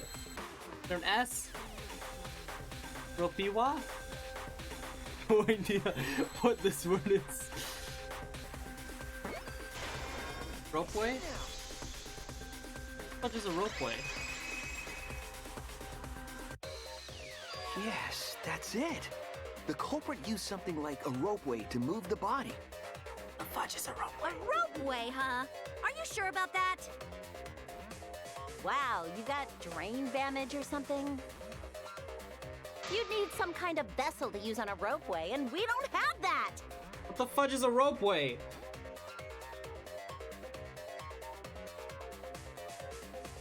Oh, that's what a ropeway is. I'm sorry, what am I doing? What the fudge is this? I did not sign up for Minesweeper. Dang nabbit. Oh, it's the inner tube? I see it. I was almost out of health. It's the inner tube. The rubber inner tube we found floating in the pool. A ropeway, by the way, for people that don't know, because we live in America and we don't really have those here, is that box cable car that moves on a cable. You see it a lot in like kind of like ski lifts, except it's not a chair you sit in, it's an entire like vehicle vessel that moves up and down. Remember the inner tube we found in the pool with a rope on one side? Maybe the rope was originally tied on both sides. The culprit made a ropeway by hanging the tube from the rope connecting the windows. And because the third floor window is higher up, gravity would have pushed the inner tube along. If friction wasn't the inner tube is made of sturdy rubber as well. It could have supported 2 people. The culprit used the ropes and the inner tube to construct a rudimentary ropeway, and used it to move themselves and Ryoma's body from the lab to the gym. Once through the gym window, the culprit stood on the inner tube to move the body. Either that, or the culprit placed their foot on the windowsill. That way would be more stable, and let them handle But the if they technically be in the gym and violating the rules? Finally, they removed the rope from the window frame and left the scene. Well, when you put it like that, it certainly sounds possible. But wow, a ropeway! You say the culprit placed their foot on the windowsill. Isn't that against school rules? Wow, fudge. Didn't think they'll bring It that would up. count as entering the gym, would it not? That's what I was thinking. Last time we got asked that question, we decided it was okay. Sticking your body through the window is an automatic out, but standing on the sill is...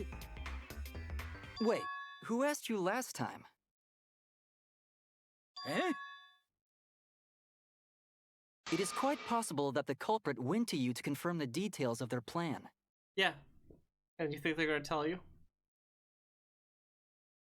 Oh, shit! Way to put your foot in your mouth. His foot! Monosuke just unhinged his jaw and swallowed his entire leg! When he also needs to like actually put his body it over out. the window I can't write into this the off gym as a to drop joke. the body into If the you two tank. keep freaking out about it. Then your little slip-up is actually the truth! Pops?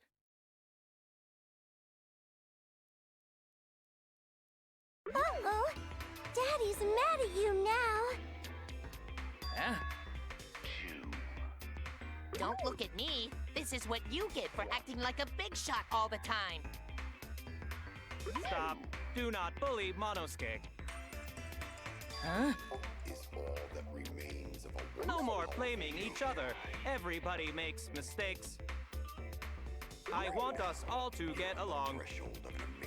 Get along. Monodom's right! Monosuke, you better thank Monodum. Less attitude and more gratitude. Got it? Man, the trial was just getting fun. Why you gotta ruin it with that slip-up? But I guess now we know Shuichi's logic is right on the money. So culprit really used ropeway to move body? Yeah, they used the ropeway to move with the body from window to window. Ropeway murder? That's some crazy-ass shit! But if the mechanism was that complicated, wouldn't it be hard to put it all away? Not necessarily.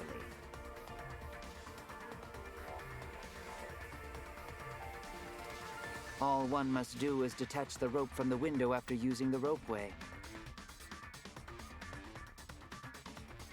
Then, after returning to Ryoma's lab, one could retrieve the rope from that side.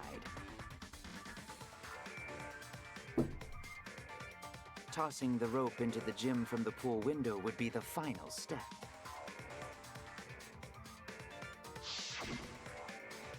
I see! The rope was thrown from the window! That's why we found it there! With that method, the culprit must have made numerous trips from Ryoma's lab to the pool. Which is why the crime was committed during nighttime, while we all slumbered. But if the culprit was so careful to recover the rope they used to commit the crime, why did they leave the inner tube in the pool? I believe that was an accident. An accident? Yes. When the culprit was taking down the inner tube, they accidentally dropped it. Then why did the culprit leave it in the pool? Because they can't go in the pool to get it out.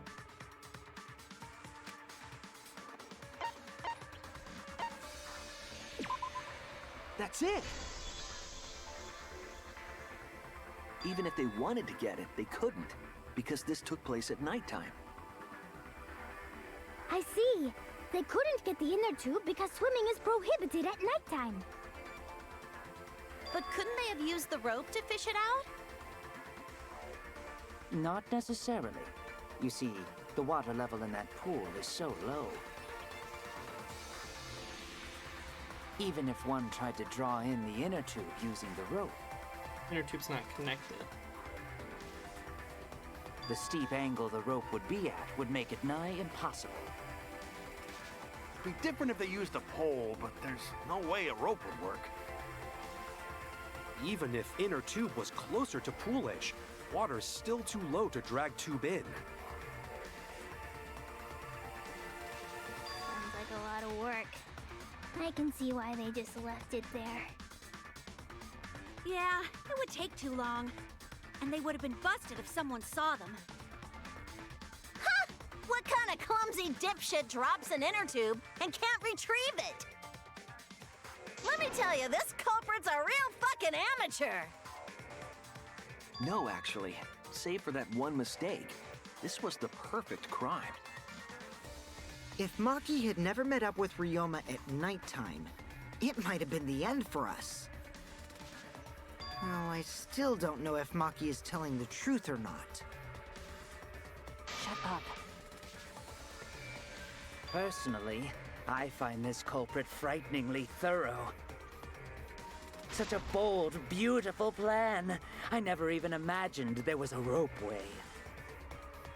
Oh, respect begins to bloom in my heart for this wonderfully cruel culprit. What are you, stupid? Don't respect a culprit.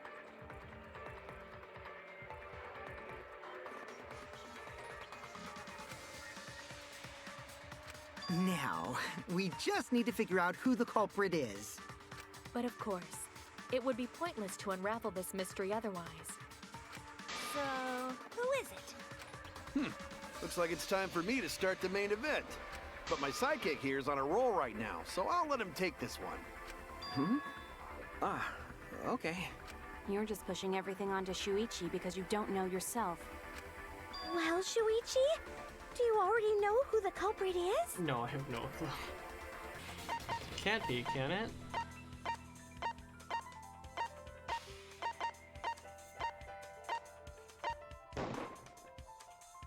It has to be you! There's one more thing I still have to confirm. But Kirumi is the prime suspect.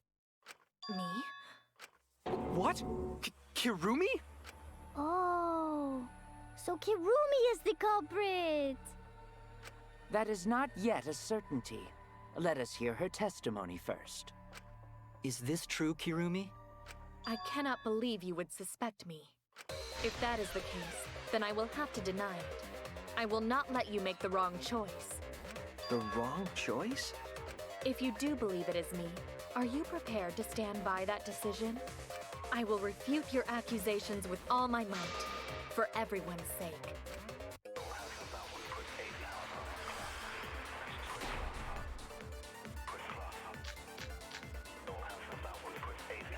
I, of course, am not the culprit. The crime was committed at nighttime. And you have no alibi, do you? An alibi for nighttime? I believe most of us do not have one. I have evidence that proves you're the culprit. Do you think we would fall for such nonsense? The trick relied on complex mechanisms to work. But someone like you could be skilled enough to pull it off. Preposterous. That could have been done by anyone. Kirumi is thin and has a nice body. She and Ryoma could have totally shared an inner tube. We all could have, except perhaps Gonta.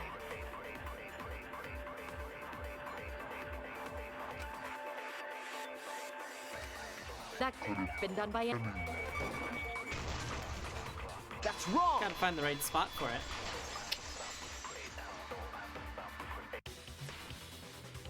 No. The only person who could have prepared this murder is Kirumi. Well, the preparations in the gym in any case. And why do you believe that? Before the culprit could put the body into the tank, several steps needed to be taken. Like tying the rope to the gym window and putting a partition in the piranha tank. That's right. Ryoma's body entered the gym from the window, but that required preparation. that could only have been done when Kirumi was by herself in the gym before nighttime. But Kirumi was alone in the gym for only like 5 minutes. Not enough time for the whole murder, but enough time to set it up. Enough time to tie the rope on the window frame and put the pain in the piranha tank. This is my selfless devotion. That's a bit of a stretch. While I do understand where you are coming from, I assure you this is just a part of your petty imagination. An empty theory created from nihilism.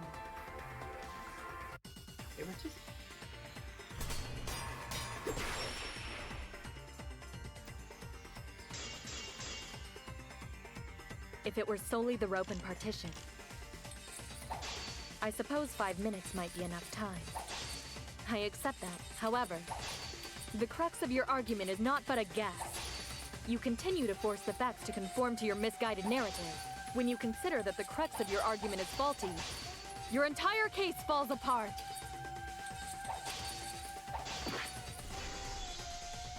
What do you mean by crux of the argument? How is it just a guess? I am referring to the rope. Now, with that rope, it is possible to reach the gym window from the 3rd floor window, but there is no evidence to indicate this had happened. Dang. To indicate this had happened. I'll cut through your words! It's looking for the black fabric that was in the... Oh. I have evidence. The abrasions left on the window frames at the gym and the lab. Were those scratches from when the rope was tied to the window frame? Just tying the rope to the frame wouldn't cause so much damage. The rope that was tied to the frames must have been weighed down significantly. The frames didn't break, but they were left with distinct marks. Those scratches are proof that you used a rope to carry the body to the windowsill. Oh? What's wrong, Kirumi? What's wrong? What's wrong? What's wrong? Hey, what's wrong? Hey, hey, hey, hey, hey! Is Kirumi quiet cause that's what happened? Please answer us, Kirumi. Shuichi is doing this for your sake. If it is for my sake, then it would be much easier to forfeit. But I cannot allow that, because I must do this for everyone! Everyone. I have a duty and a responsibility. I must serve everyone and protect them. Hey, it does seem possible. We can't accuse Kirumi just based on our alibis. Guys, maybe suspecting Kirumi is wrong. Yeah, maybe we should think it over one more time.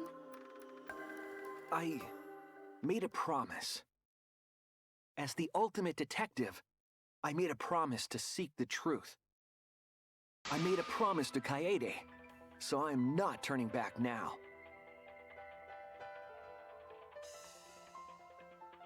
One of their friends of the murder. It's me. I have to do it. He's my So you still believe I am the culprit? But there is no evidence to indicate that I am— No, there is. I have proof that you're the culprit. I realized it when we determined that the ropeway was used to move the body. If it was indeed Kirumi who moved the body with a makeshift ropeway, then the final clue falls into place. The final clue? The damning evidence that proves Kirumi is the culprit. Shuichi, won't you please tell me why you are so desperate to pin me as the culprit? Don't you want to protect everyone? I'm doing this because I want to protect everyone. Shuichi. Then you're wrong. Your deduction is all wrong. Your words aren't going to convince me now. Not when I know— What truth? All you care about is your own reasoning. You don't even listen to others. I can't bet everyone's lives on a deduction made by a self-righteous brat. You can't save anyone!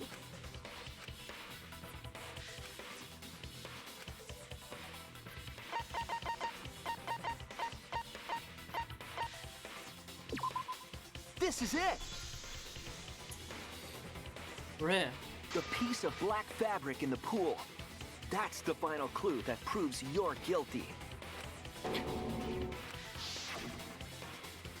It's been bothering me for a while. I couldn't figure out what it was. I thought it was just trash at first, but I couldn't dismiss it entirely. Now that the class trial has come this far, I know for certain. It's an important piece of the puzzle. Because, like the inner tube, it's evidence the culprit couldn't dispose of. Huh? Using the ropeway, you could slide the inner tube from the lab to the gym, but how would you control it? If it kept sliding and hit the window, the momentum would have thrown the body off. To prevent that from happening, the culprit needed some way to adjust the speed. For example, the culprit could have used their hands for friction. Yeah, so what? You're still wrong. Your logic is flawed. Kirumi, why are you becoming increasingly erratic? There is such absolute beauty in trying to fight against the truth. What truth? That black cloth is just trash. You can't prove I'm the culprit with just that. No, it's not just trash. It's proof that you're the culprit.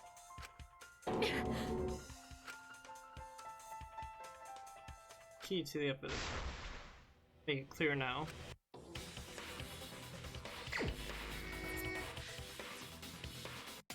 You are incorrect. What is this truth? That is just your empty deduction. You continue to confuse everyone. You are incorrect. What is this truth? That is just your empty deduction.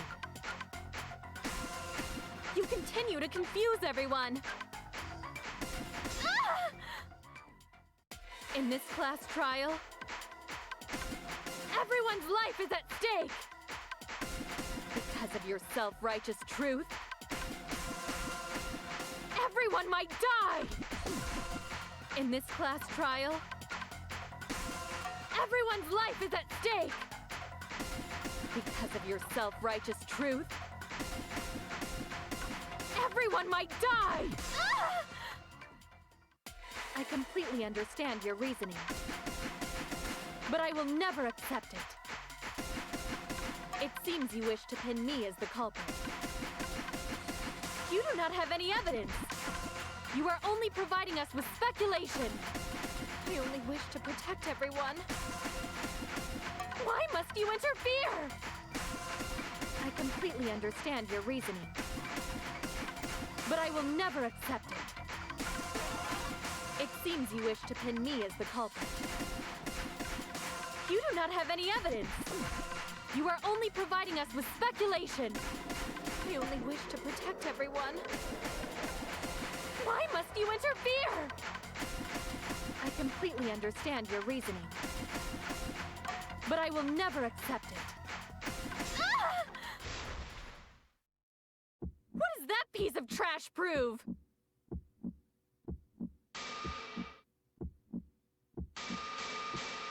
It ends here! Had to look at their name to spell it. Literal spam, how's it going? The piece of fabric came from Kirumi's black glove. Kirumi's glove? Correct. If the culprit were slowing their descent by grabbing the rope with their hands, there would have been a lot of friction, easily enough to cause rope burn. You beat her. Yes, but I our did. culprit was smart. They weren't burned because they weren't bare-handed. Yeah, the culprit had gloves on. One got all torn up from the friction And it fell into pool? From what I remember, the only one who wears black gloves is Kirumi, right? The gloves on your hands now. I take it they're from your dorm?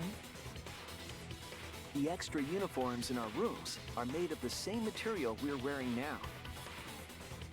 We can test my theory by comparing the fabric scrap with your glove. Well, Kirumi? Will you allow us to compare the black fabric we found in the pool with your gloves?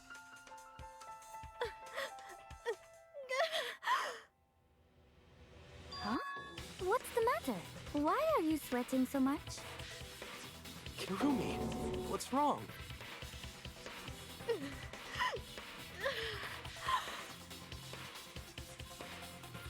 In the end, I'm just like them. I'm scared of revealing the truth, because it means that something has to be sacrificed. But Kaede was scared too. She didn't let that stop her. She thought things through in the end. To face the truth and double it, and keep it, and doubt it, and keep thinking, oh, no, too late. This is where it leads me? Oh, not I will show you the truth. Why was he an argument? This is the truth of the case! The victim's body was found this morning during Himiko's underwater escape act.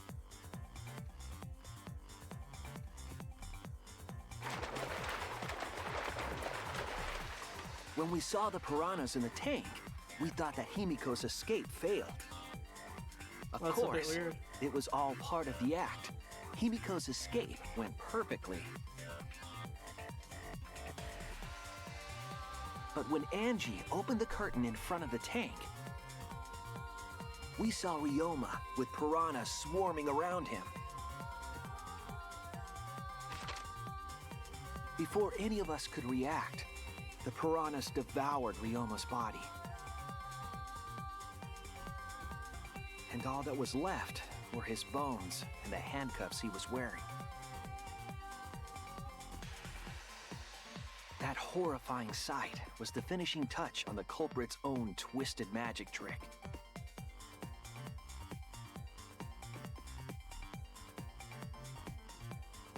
The culprit obfuscated the time and place of the murder, implicating Himiko in the process.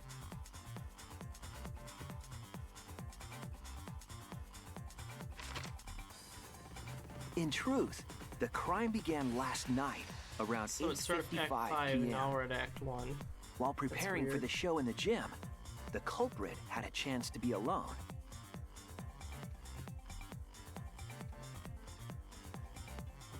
It was then that the culprit used the ladder to reach the piranha tank. Thank you for following, I greatly appreciate it. Literal spam. And removed the glass lid to put inside the tank. I have the first Danganronpa and the second Danganronpa up on YouTube if you're They interested in used it seeing as how a that went. partition to force the piranhas to long. one side of the They're long tank. videos. I will warn. Been edited down though, of course. Just like this Next, the culprit took the rope from the stage wing in the gym.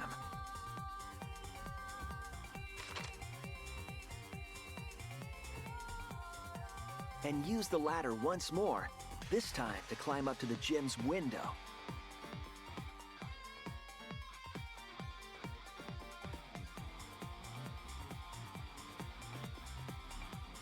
Once there, they opened the window and tied one end of the rope to the window frame. The rope was then thrown out the window toward the pool.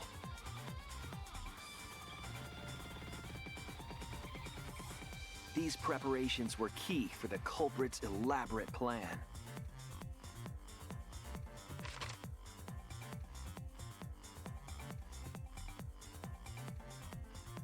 At nighttime, past midnight, the culprit asked Ryoma to meet at his lab.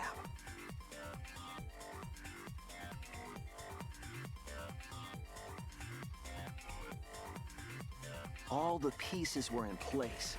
The culprit was ready to murder.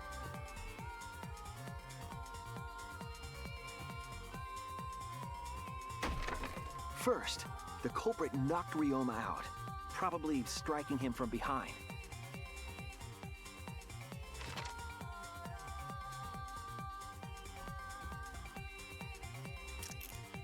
Then, they put the handcuffs from the shower room on Ryoma's wrists.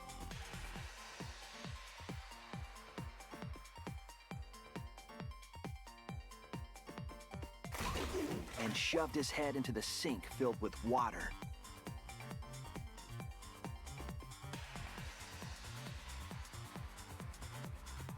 From the water and the pain of drowning, Ryoma should have woken up and struggled. The culprit anticipated his resistance, which is why Ryoma was handcuffed.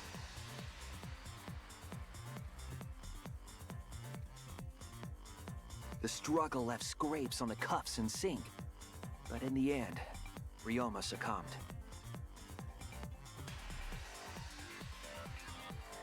Ryoma was dead, but the culprit's plan had only just begun.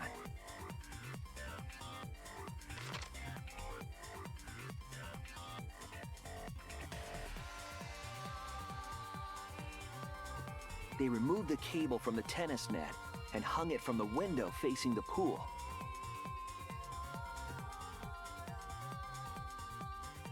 And then, at the pool, they connected the wire and the rope from the gym window. They returned to the lab after picking up one last thing.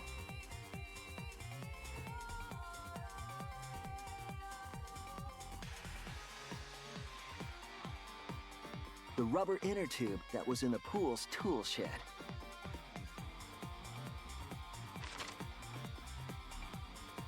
Once back in the lab, the culprit pulled the cable, bringing up the rope.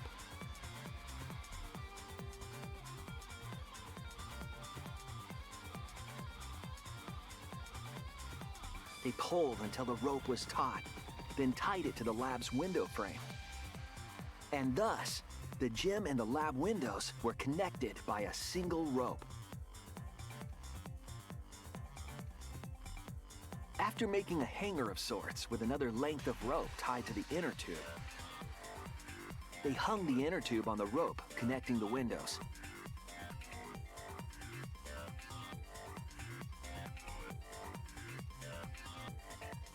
That's how the culprit created the ropeway that was used to move the body. An impressive premeditated murder, but the culprit made two crucial mistakes.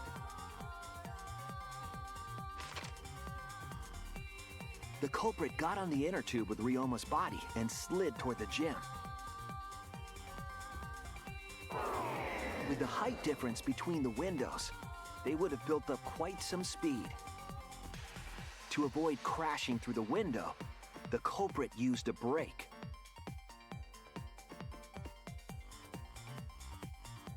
They used their own hand to grip the rope and slow down. That would have caused significant rope burn had the culprit not been wearing gloves.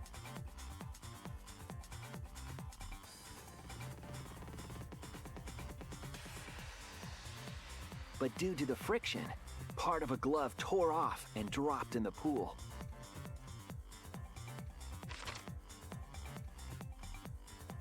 Regardless, the culprit reached the window and put Ryoma's body into the piranha tank. The glass pane not only kept the piranhas and the body separated, it also kept the piranhas so close together, they concealed the body. After that, all the culprit had to do was untie the rope and the inner tube. But that's when they made their second mistake.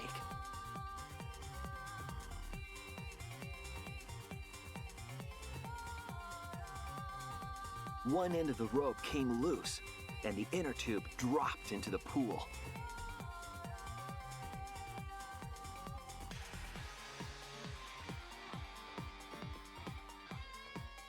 Thus, the culprit was forced to leave two key pieces of evidence, the fabric and the inner tube. They couldn't retrieve the evidence because of the rule against swimming at nighttime.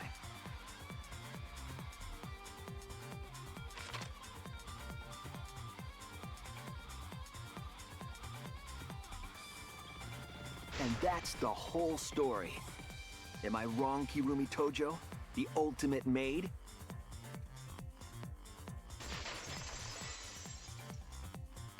Alright, sorry I didn't talk there. I don't like to talk when it's going through all that. Kirumi, that's the conclusion I reached. Do you have any objections? This is very, very unfortunate, Shuichi. My pride as a maid demands that I fulfill every request that I receive. But to end like this... Does that mean you admit it? Kirumi. Why use your own gloves, though? The warehouse should have had plenty. There weren't any. Obviously, she would have used them if they were available. Literally used anything. Jeez, Monokuma provided everything but the gloves. That's pretty sadistic. But thanks to him, at least the game became way more interesting. So, it's decided. This case was decided the moment someone, who shall not be named, opened their big mouth. But we don't know that. Maybe the real culprit is someone nobody expects. That is right. No need to worry. Oh, Monodam, you're like a mommy taking care of her sick child. All right, let's go! The heart-racing excitement as the blackened and the spotless finally face off! It's voting time!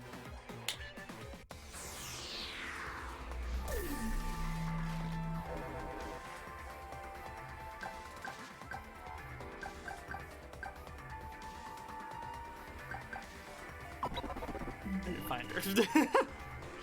Please wait. Announcement. Now then, it seems the voting has finished. Let's see the result.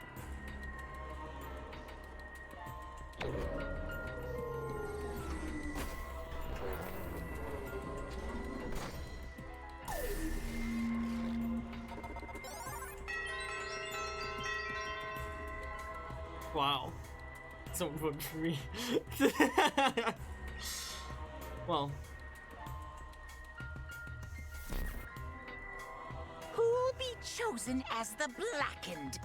Will you make the right choice or the dreadfully wrong one? Part.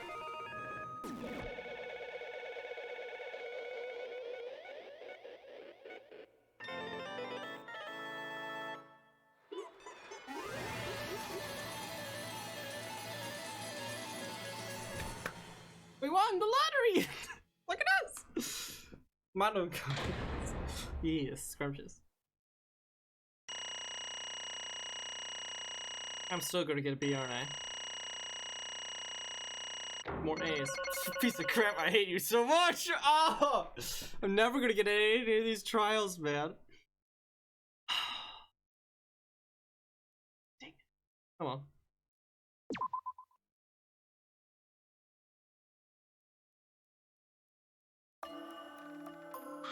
Oh my! You all voted correctly. What an unexpected and unpredictable outcome.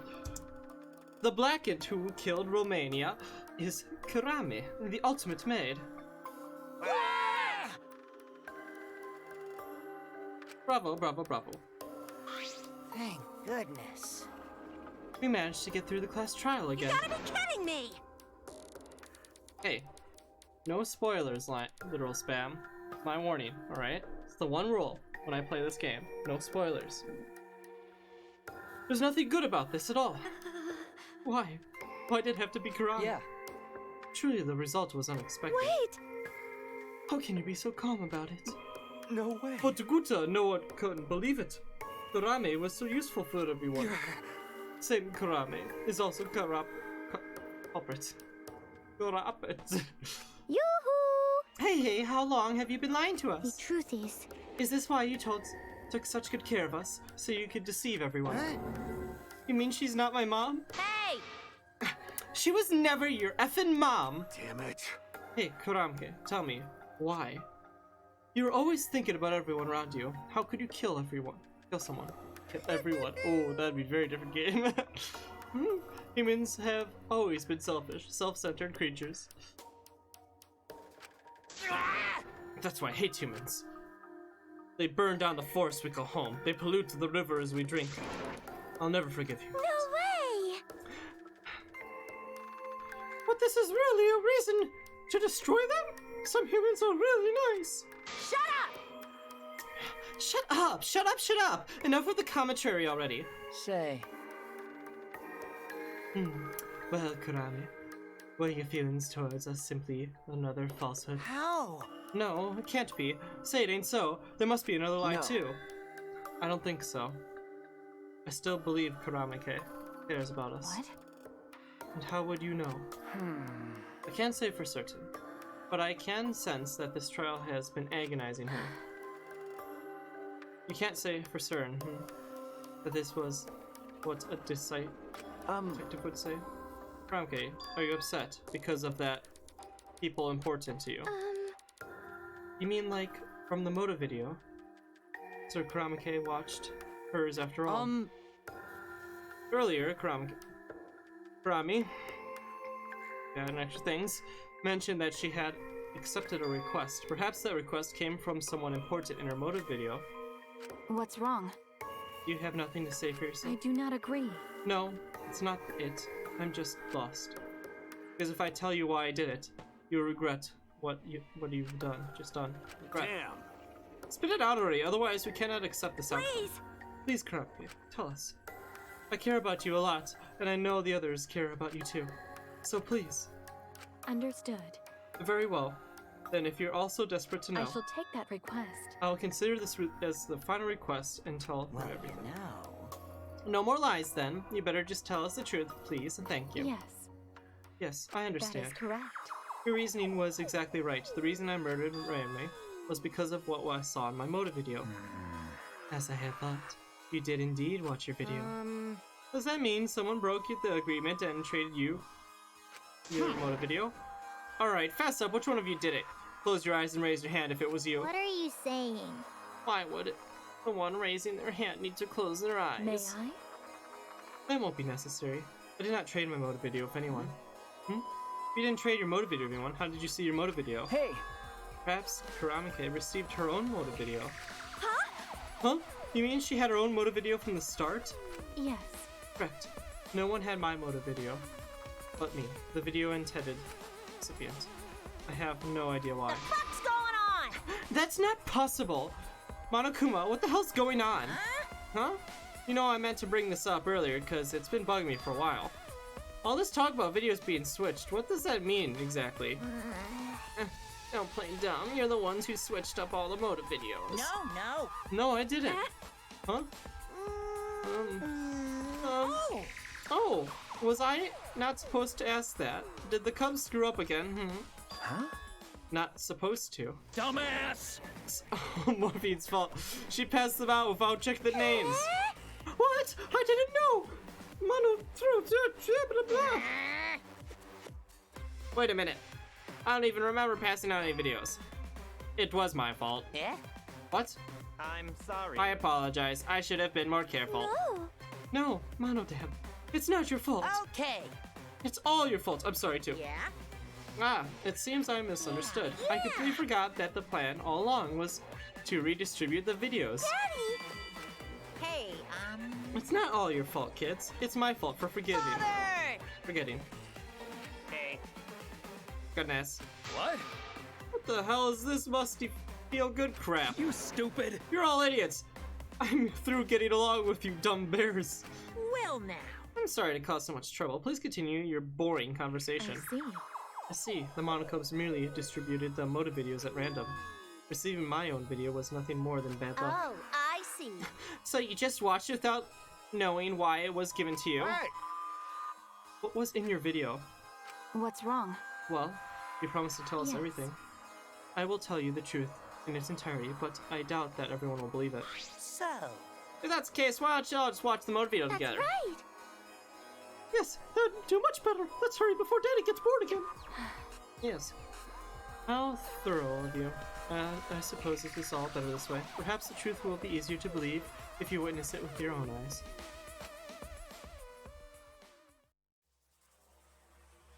All right!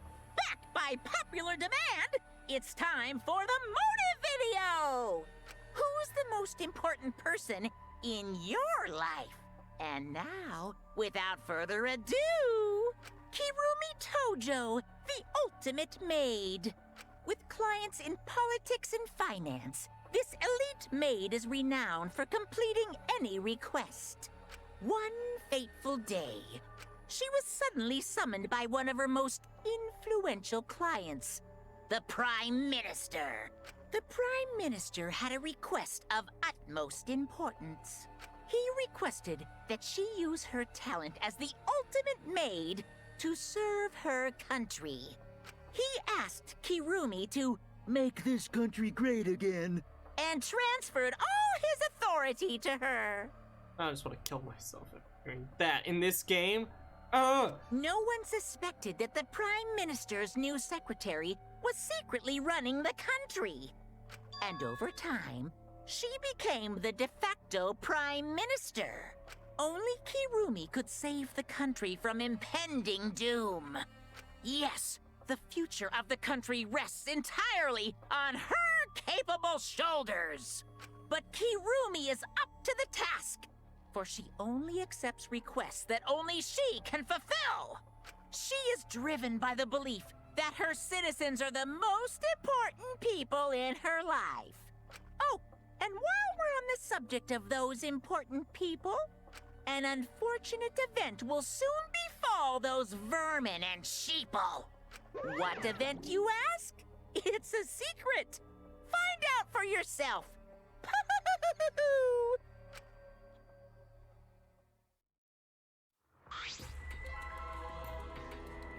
Huh? It can't be. What? What the hell? The Prime Minister? Yes. Everything you just saw is true, though I only remember it upon watching that video. Remembered? Wait! Oh, please hold on. That video is true. What is this? That's ridiculous. There's no way Kurame is really the Prime Minister. I do not agree. No, it's the truth. I am the ultimate maid. The most important people to This me is my selfless are the devotion citizens of this country. I was called upon to lift the country out of a dire situation. I swore to serve and help all its citizens. As the ultimate maid, I have advised politicians many times in the past. But he wanted me to prioritize saving the country from an unprecedented crisis. I fully accepted this request. As a maid, it is a great honor to serve the nation itself. What did I do? You're literally confusing the hell out of me, because this makes no sense and I want to take it dumb. I see. I see. So Kurame was the real Prime Minister running the country from behind the scenes. Huh? How can you seriously believe that a high schooler could be a Prime Minister? You really don't get it. I don't think it's odd that an ultimate level talent could be that powerful. I mean, Keyboy's talent lets him pretend to be human, even though he's a heartless robot. How rude! How rude! I am not pretending. I am still learning. I see. Oh, I see. Well, good luck, I guess. Incredible. I was aware of Kurame's impressive talents, but the Prime Minister... Then Kurame really is Prime Minister? She holds burden of country's future? Actually... The motive aside, Kurame doesn't seem like she's lied about something like that. Yoo-hoo! Hey, I get that Kurame is really important, but what about that unpredicted I do presented not know. crisis? I don't know, actually. Why, I can't remember. Their memory's lost. That's... Wait, isn't this just like the Ultimate Hunt? That is correct. Perhaps. It is connected to the Ultimate Hunt. The Ultimate Hunt is connected to the unprecedented crisis facing the nation. That's true. How are we connected? What is this Ultimate Hunt anyway? I do not know. I do not know why it is happening to the nation while I am here inside the end wall. That is why I need to know. I need to know that the most important people in my life were safe. This is my selfless devotion. Because I am the duty and honor bound to protect every citizen of this nation. My apologies. That is why I needed to escape. If so... If you were so weighed. So, you weighed our lives against the lives of everyone else in the nation. But if those are your options, of course you'd pick everyone outside, right? There are just too many lives at stake out there. And we just stopped Kurame from doing that because we're selfishly wanted to live. I don't like that. What did we do? Did we just make a terrible mistake? If everyone outside dies because Karami is dead. Why? Doesn't that mean we're pretty much destroyed the country? Why did we do that? Wait! Say, what's Monokuma's plan to do with the rest of humanity? Oof, what the fudge was that? You know how many people live in this country? Like 100 million easily. Always messing around. No matter how powerful the mastermind is, there's no way they could really. Bears do not lie. Bears do not lie. Hey, I am the ruler of this world. Nothing is beyond my power. Huh? Nothing is beyond your power. What kind of arrogant, ridiculous... 100%. This is 100% a lie. It is impossible that he could bring disaster to a country. What are you Little do they know. Cuz! You guys act like you can't believe it. But you're all terrified anyway. If you can't believe it, then you're terrified for no reason. Why do humans lie? Why are humans the only animals that tell lie? Shut up! Hey, cut it out. This is serious. Oh? How long are you gonna keep talking about Karami? Dang it! Well, let's talk about Romania. It would be a shame to completely neglect him. Oh, I see. Oh, that's right. We know your motive to kill, but why did you kill Romania specifically? Because he was easy to kill. Huh? Easy to kill. Weird! Romania not that weak. He can use the side sweep move. Even Gutai could not catch. I do not agree.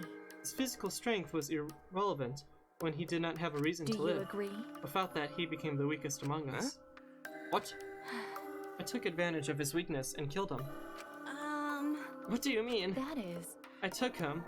I told him I have urgent matters to discuss. I need to meet in the research lab on the 3rd floor. There, I revealed my motive video, and afterwards I told him, That is correct. I am responsible for the life of every citizen of this nation, so I must escape this place. He then responded, Got it. So, you got a reason to survive. That's the complete opposite of me. That's good. Your... If you got something to live for, that means your life has value. After he said that, he told me he would clean up the tennis balls laying around. And then, he turned his back toward me. At that moment, my determination solidified. A person like him would have noticed my bloodthirst emanating. He already knew. He forfeited his life right then and there. That is correct. That is when I decided I must sacrifice his life for my nations and my people. Then Romania knew he was going to be killed.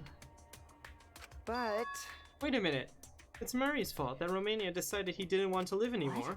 What? Because? Me only gave up on life after you showed him his motive video.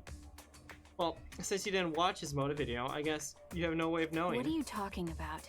What's your point? Wait a minute. You're talking as if Romania saw that motive video. Didn't you just say that he only checked the name and didn't watch the video? Did I say that?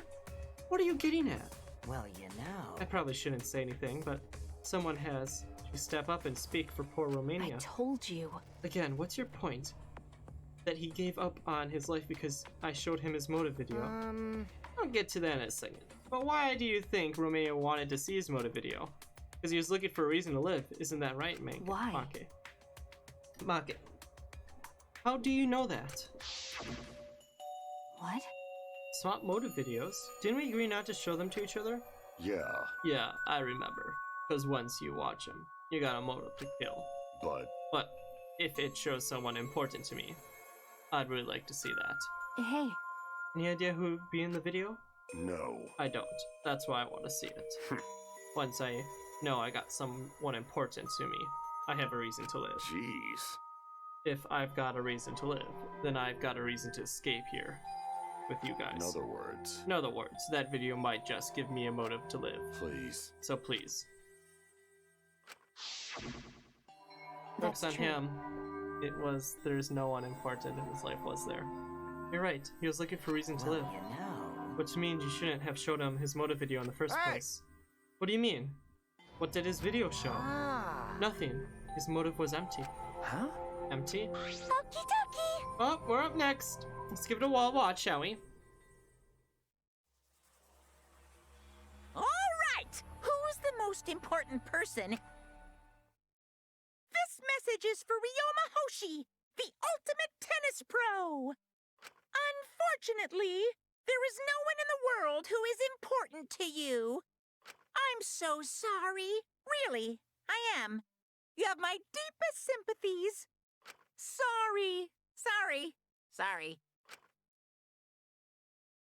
That sucks. No one was important to him. Always messing around. That's what he was shown. If he saw something like that, he had none to care for and none who cared for him.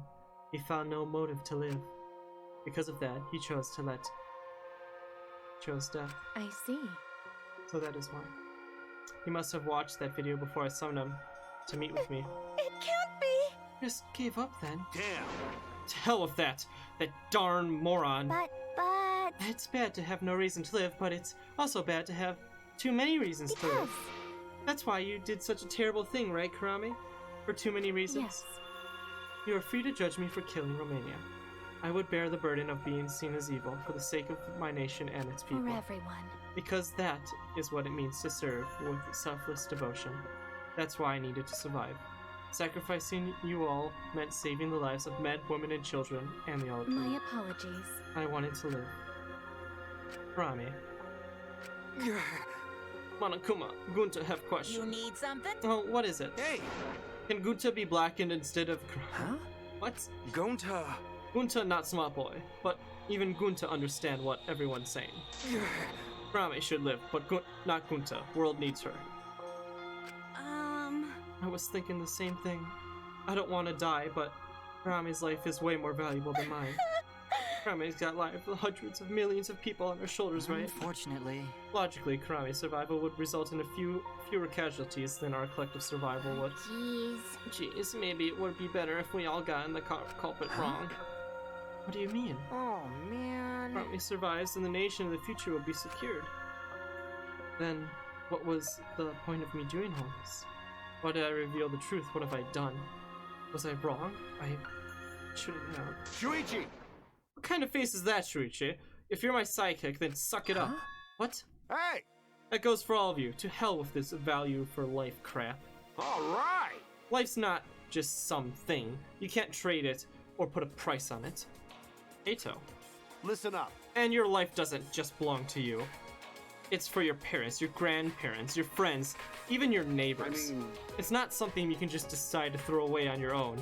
Don't worry about it. So we didn't do the wrong thing. Life's purpose is to be lived. As long as you stay alive, anything's possible. You can even go to the stars. Of course! So I'm just gonna go ahead and say it. I want to live. I haven't even traveled to space yet. There's no way in hell I'm going to die here. Jeez. Sorry, that idiot is talking again. But he's right. I mean, you're right, too. He's an idiot, but he's right. So divine! Yep. He's an Atua. He's an Atua idol. I don't know why, but idols always filled me with inspiration. Shut up! Hey, shut up. I told you to stop calling me an idiot. But... Maybe he's... Stupid speech is just what we needed to hear. Karame's certainly looks shaken by it. Shaken? Because? Do you really think someone as desperate to live as Karame would give up so easily? Of course not. In fact, she probably still hasn't given up even now. She was hoping that learning the truth would make one of us volunteer to die in her place. Huh?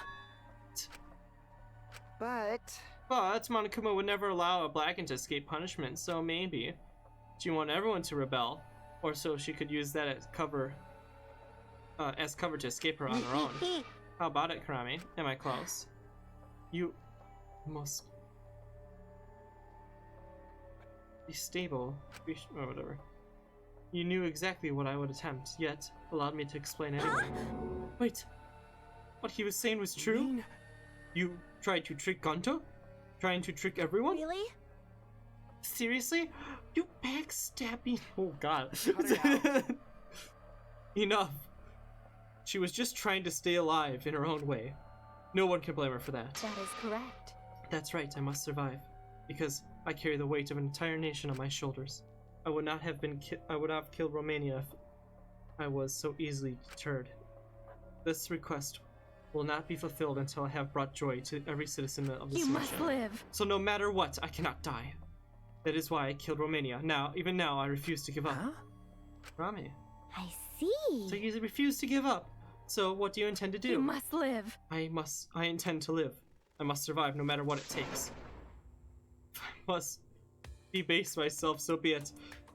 I will drink filth and eat Karan to survive. We'll survive! She screamed, and she started running.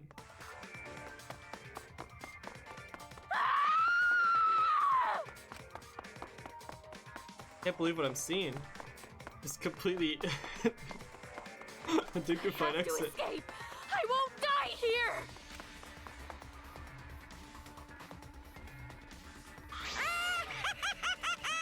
There's no way I'm letting you out of here.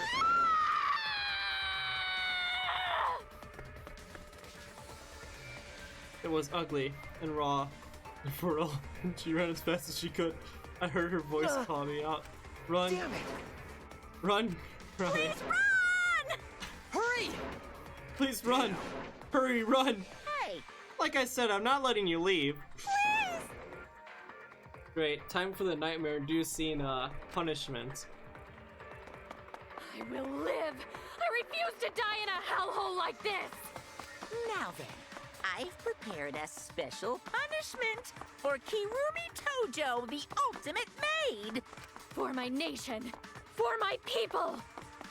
Let's give it everything we've got. It's punishment time! Ah, the first one was so brutal. I'm kind of terrified to see what this one is. I will not die!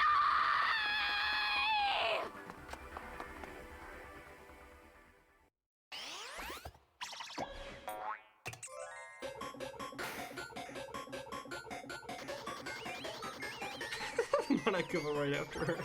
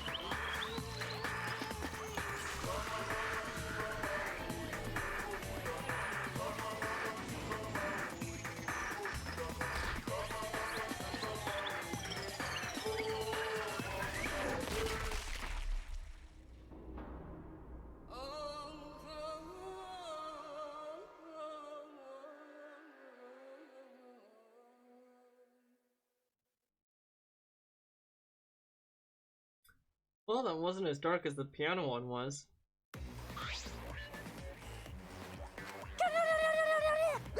Really? Why Mono? Why did you kill Monosuke? It's okay. If you need to vomit, let it out. You will feel much better afterwards. Monosuke, he was no different from Mono Kid. He was getting in the way of us getting along. It's fine. We didn't need him. Yeah? Don't need Let's him. get along. We few remaining Mono Cubs get along. We are all friends. No matter what, we must always get along. Not even Father can stop us from getting along. I will not Not if forgive he that. knows what is good for him. Huh? Huh? Wonderful. This is the academy. Belongs to us. The age of the Mono Cubs begins now. Ha ha ha ha.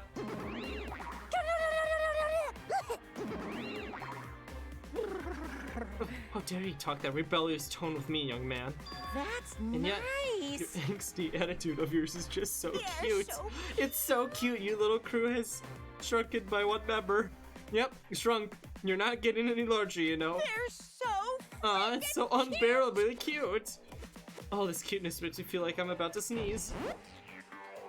Ah. How horrible! Ugh. Stop it! Doesn't matter. now's not the time for that. I don't like that. Can't take this anymore. Even Karami was killed so brutally. I don't want to do this anymore. I think I'm gonna end up like that too. I'll protect you. Won't let that happen, Himiko. I'll protect you no matter what. I'll protect you no matter what. But I don't want to end up like, don't want to do this anymore either. Please, let's just stop this killing game. I don't care if we stay here trapped forever. Come on! Oh, isn't that what Atua said? Cause Atua says so. All desire, even your desire to escape this place, can corrupt you beyond redemption. It's Hanakuma who corrupts. He is the only one distributed the motive videos. I see, yes. Those videos were more dangerous than we thought. You have driven Camille That's that true. far. What worries me is, as long as we were trapped here, we don't know what's true or false. Okay. That must be why Karami did not want to show the videos. She thought that if everyone felt the same murderous rage as she did, this killing game would be pure chaos. She wanted to stop it. Hey! If that's the case, then we all really should have shown the videos to each other. That was not just from the beginning. However, I had assumed Okami would try to show us our videos to get under our skin, but that did not come to pass. I wonder where his intention. I never did anything like that. I'm still thinking about what Karami said. What Karami said? Everyone who saw is true. that's... What she said earlier, correct? What about? They said she remembered, and it didn't sound like a lie either. See? Maybe that video had properties of a flashback light it made her remember. The properties of flashback light? Okay.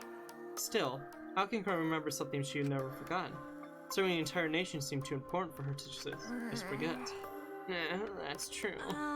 Does that mean we have motives to kill that we'll remember by watching our videos? If that's the case, maybe it's the best we don't watch the videos. As long as we don't see the videos, we won't know our motives. Okay. Yeah, now I'm concerned. It's probably for the best. Those motive videos would mess us up. It's better if we just believe in each other. Yeah. That's right. It's best if we not remember our motives for everyone's sake. Oh dear. Hearing you speak of everyone's sake is the least believable lie I've heard yet. That's so mean. How rude! I am always doing stuff for everyone's sake. It's a lie. I'm sure you will believe me when I say stuff like that, so I'll keep lying. But maybe seeing Karami's final moments has made me change my views. She tried to escape until the very end, running away to live.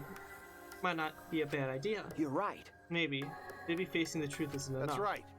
Yeah, true. It's okay to run sometimes. You just gotta win in the end. That's all you gotta do. And with that, the second class trial ended for us. Patriotic victory. Not patriotic. What is the end Kato spoke of, and how do we reach it? I don't know. I still don't know. When we returned from the courtyard, the area was already blanketed in darkness. For now. We should rest. To me, that seems the most rational course of action. You're right. Yeah, my brain is out of juice from going full throttle all Why, day. you? Like, you even have a brain to use? I won't forgive you. Anyway, this killing game is over. I won't allow it to It'll be continue okay. on. It'll be fine as long as we listen to Atua. We'll all be fine. What's wrong? What's wrong, Gunta? Why are you staring up at the sky? It's just, even with all this bad stuff happening, stars are always so pretty. But stars are here, not the same others Gunta used to. Different. You mean the position of the stars? Yeah, Gunta looking, but could not find star he remembers. Why? But why? Why were we taken somewhere far away? Hey, so... Hey, let's all head back already. I'm wiped out. Okay. Oh, yeah. Hey! Oh, hold on. I gotta tell you guys something. What now? Like I said, I'm wiped out. Now, it won't take that long. So just listen to what I have to say. What is it? Well then, what is it that you have to say? Everyone seems to be treating me like some kind of compulsive liar. You get it? But that's ridiculous. There's a way worse liar than me in our group. Huh? A liar worse than you. I'm talking about Micah. Huh? What? What do you mean Micah's a liar? Ah. Micah admitted it during the class trial, remember? Maki. It's Maki, Jared. Romania wanted her to show him his motive video because he was looking for reasons to live. You know. But it wasn't the whole story. Romania was blackmailing you, wasn't he? Huh? Maki. Blackmail? Romania just so happened to discover Maki's true identity. So he used that to blackmail her. I bet he said something like that. If you don't show me my motive video, I'll tell everyone what you really are. That's why Maki didn't want us to know she met with Remo. Romania. Okay. She wanted to keep her true identity a secret. That's why she kept quiet until the last minute. Hold on! Why you? Oh, that's crap you're making up now. Maki's true identity, what? I know Maki's true identity the whole time. For a moment, I thought Maki had disappeared. She moved so fast.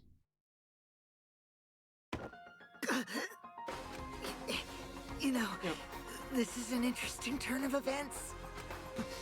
But would you really kill me in front of everyone? Hey, Maki, what the hell's going on? Yeah, you can probably snap my neck like a twig right now, but that's not your style. You would rather kill from the shadows, right, Miss Ultimate Assassin? Oh. Oh. Well, isn't that interesting? 12 remain. About to say, ultimate caregiver is kind of a weird thing. Very peculiar. What you're seeing now is live footage of the sky from our camera at the scene. You can clearly see the meteors raining down. The hell? We are witnessing what looks like the end of the world. This is not a movie. I repeat, this is not a movie. This is live, unedited footage. Okay. This is real. The sky is falling before our very eyes. We've just been notified that the government has officially declared a state of emergency.